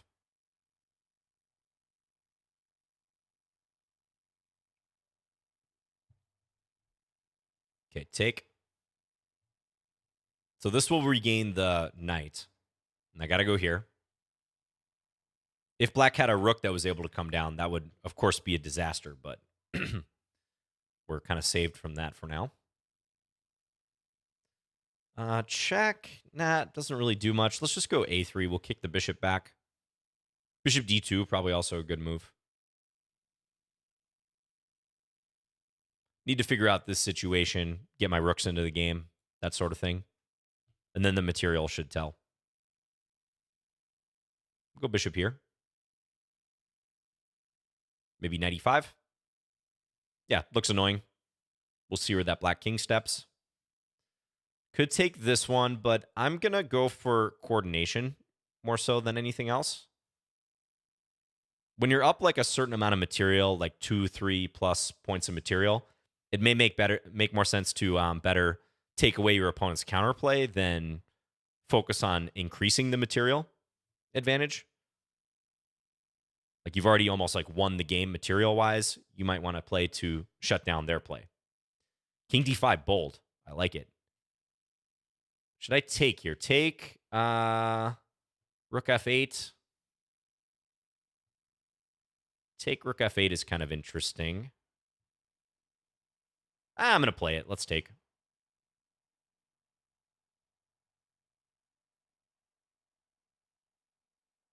Maybe some minor counterplay coming down against the f2 pawn, but I think I should be able to stave it off. Just always be careful against two bishops side by side. Those are assassin bishops.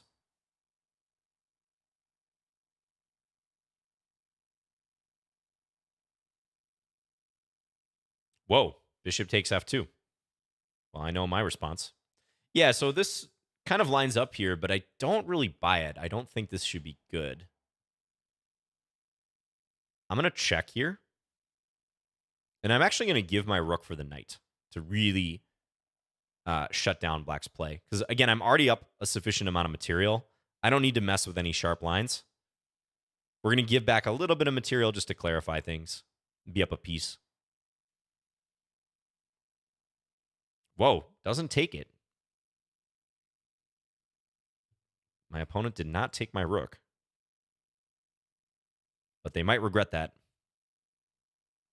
Let's give a check here. King a2, rook a1 would be a funny checkmate. Doesn't quite happen.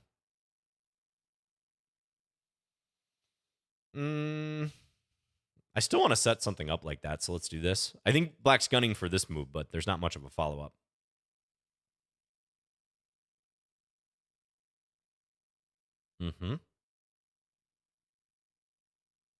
Check.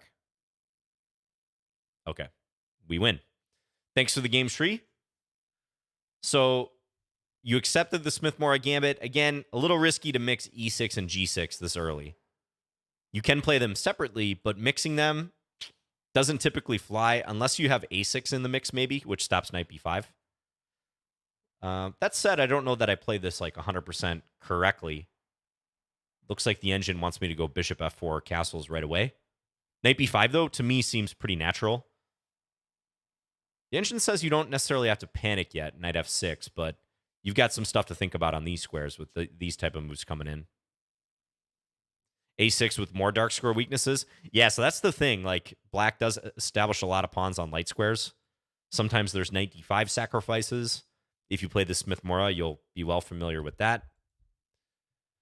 You had a fork if they took the rook. Oh, you mean later in the game? Where? I mean, I was planning to go knight e5 check, which is maybe the fork you meant, but what if black plays rook f8 right away? It's not so bad. It's +3, 3.5. But this would definitely be the more challenging thing to do. And then try to unleash the bishop and the rook against f2. Still some play here. Still a little bit tricky. Knight d6. Knight d6 doesn't do much, though, right? Because that rook is not under attack.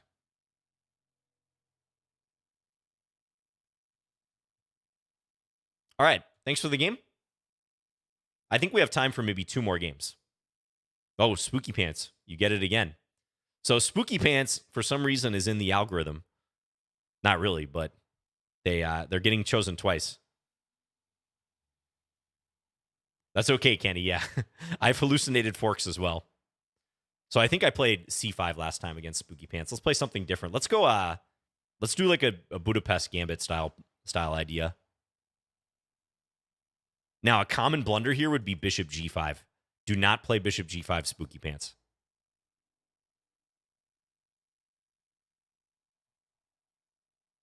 e4. I don't think black should have any issues with this structure. This is a pretty good one because the bishop's outside the chain.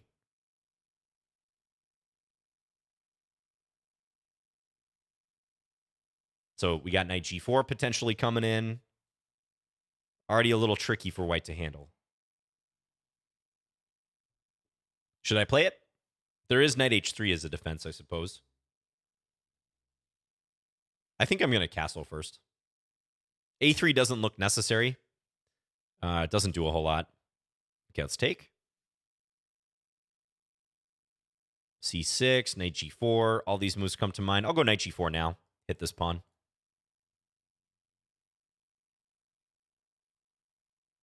A good refutation of people saying it has to be in the first 50 to get chosen is Spooky Pants getting another game. Exactly. Yeah, I agree. Okay, let's throw this check in first, and then g3. I'm going to go here. Or queen h6, also an option. Doesn't matter much. Let's go queen h6. That might be like a savvier way to play it.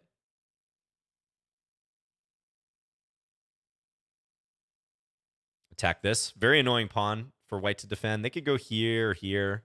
Probably knight d1 is the most sound thing to do. Not pretty, though. White's kind of going backwards here.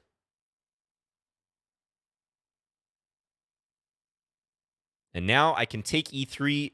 Doesn't matter which way I take. I think I should take with the knight. Creates a few more problems. I think I'm less likely to have a trapped piece in this case, too. Oh, is that true, K-Luth? You've never been chosen? That's crazy. Do you challenge every week? Okay, let's go f5 now. Could check, but we'll keep that in reserve. The knight's kind of annoying because it stops white from castling.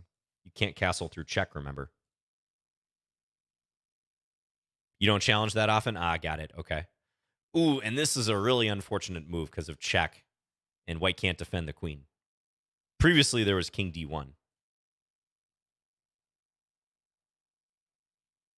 All right. Yeah, thanks for the game, Spooky Pants. I think this is the type of gambit you got to accept. You got to take and try to demonstrate that you have sufficient play here, fluid play. Again, similar to the Budapest, kind of a modified Budapest.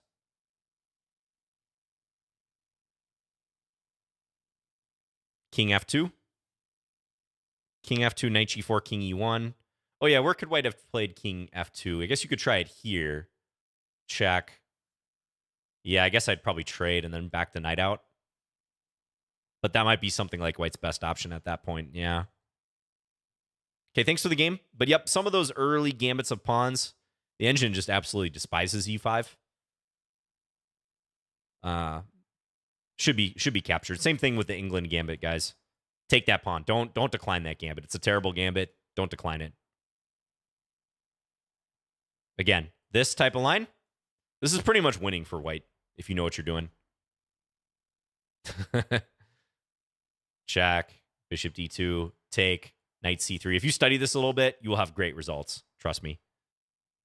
You can also play easy weapon, knight c3. Let them take. Bishop f4. Take, with knight d5 as a threat. This is also pretty good for white. I think we recommend this in our London course, me and Daniel Barish. All right, thanks for the game. I think we're ready for our final game of the session, which is the blindfold game. It's a tradition here on Lichess Plays when I stream to hide my pieces for the final game. If you guys want to watch and actually see the pieces move as opposed to a blank board, follow me on Lichess. My username is Fins, F-I-N-S. Ooh, Sally Bovich. This will be tough. I've got a good record against Sally. I'm working on a 9-0, but it's going to be tough. Good luck to Sally. Frequent opponent here on Lichess Plays. I'm playing my favorite Scandi. Okay, got to focus. We need to stay even or ideally ahead on the clock early on. That's super important in these blindfold games, I've learned. If you don't, it becomes perilous. Okay, let's go here. Anticipating discoveries. White's lining up their bishop with my queen. but that's okay. I'm an experienced Scandi professional. Thanks, everyone, for watching today. This was a lot of fun playing for 2 hours. Check out Sabina Foyser's Lichess plays as well. She usually streams at some point during the week. I think I've seen her even doing it on Saturdays on occasion.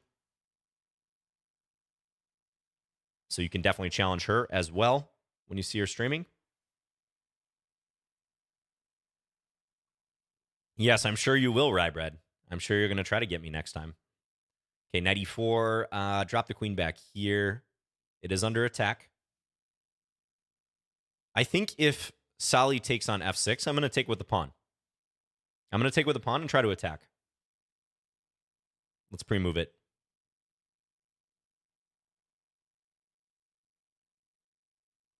Hey, Duck Truck, good to see you. First time chatter. I recognize your username. I think you watch my channel.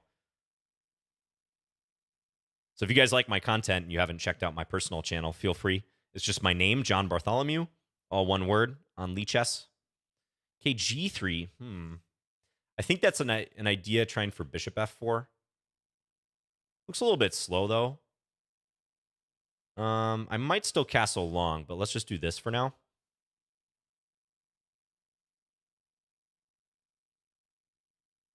Okay, yeah, let's castle long. Why not?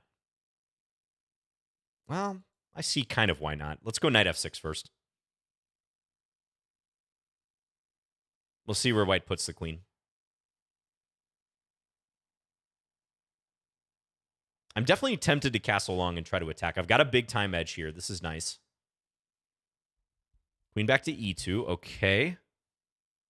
Yeah, I think I should actually castle short because c5 is coming pretty quick here. So I think it's better to castle short in this case. It's a little more boring, but we can more easily deal with this whole plan this way.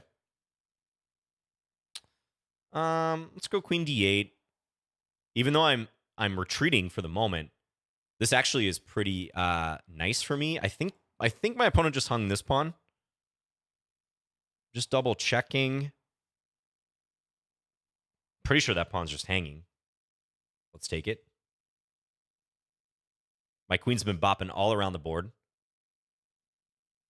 From d8 to d5 to a5 to c7 to d8, and now back to d4, all within the first 17 moves. Ooh, and Salibovic is doubling down, but I think this is not going to fly. I've faced sacrifices like this before. They're almost always unsound. So now I'm up a piece. Okay. Bishop e3, probably queen d5 here. Or queen e4. Let's go queen d5. Offer a queen trade. Now, if white wants to preserve the queen, they'd have to go back to h3. So don't be surprised if this square lights up.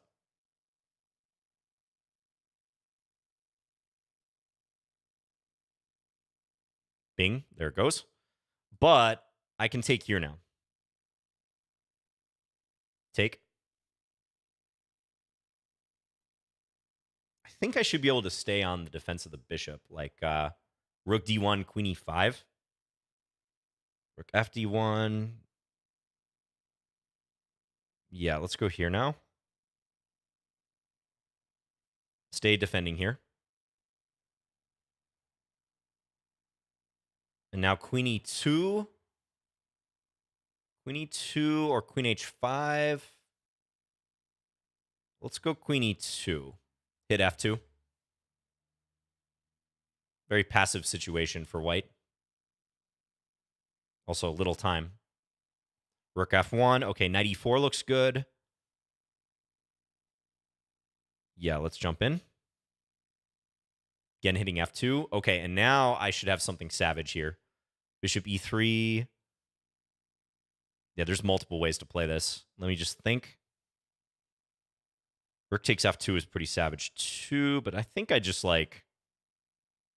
There's even knight f2. Ooh, knight f2 is nasty. Let's go knight f2. That one looks fun.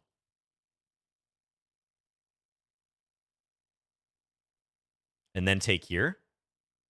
Or sorry, take here. Rook's on f7. Take with the bishop, I guess. Or with the queen. Bring this over. Very hard for my opponent to move now. And this is checkmate. Bishop controlling g1. All right. Rare to end these blindfold games with a mate, but we got one here against Sally Bovich. Okay.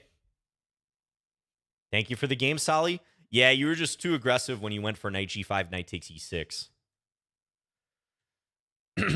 Yeah, it's just if you're going to play this way, you're usually trying to like gradually squeeze the opponent. But I personally think black's already doing pretty well because the d5 square is good. Engine says about equal. But yeah, once you go knight g5 and lose this pawn, it is looking kind of dire. I guess I can see why you went for knight takes e6 at this point. Maybe you figured, I lost a pawn. Might as well try to make it interesting at this stage. Yeah, not much to do at this point, I think. Pretty crushing. Okay, thanks for the game. Appreciate it, guys. What kind of... can we do computer analysis? Let's request it. Oh, I'm sorry. Someone beat me to it. There we go. Hey, I got a quote-unquote perfect 0 in accuracy, 0 mistakes, 0 blunders blindfold game. 16 average centipawn loss. This is round about the time that knight g5 was played. Guaranteed. Positions equal-ish and then drops off a cliff for white. So I'm sure Sally Bovich realized what they did wrong immediately thereafter. The comp analysis used to call the Scandi itself an inaccuracy. I know. I'm glad they fixed that. It used to give it a dubious mark. I didn't ask Lichess to do me a favor in taking away the dubious mark on the Scandi, I swear. They did it of their own volition, or Stockfish just came to its senses.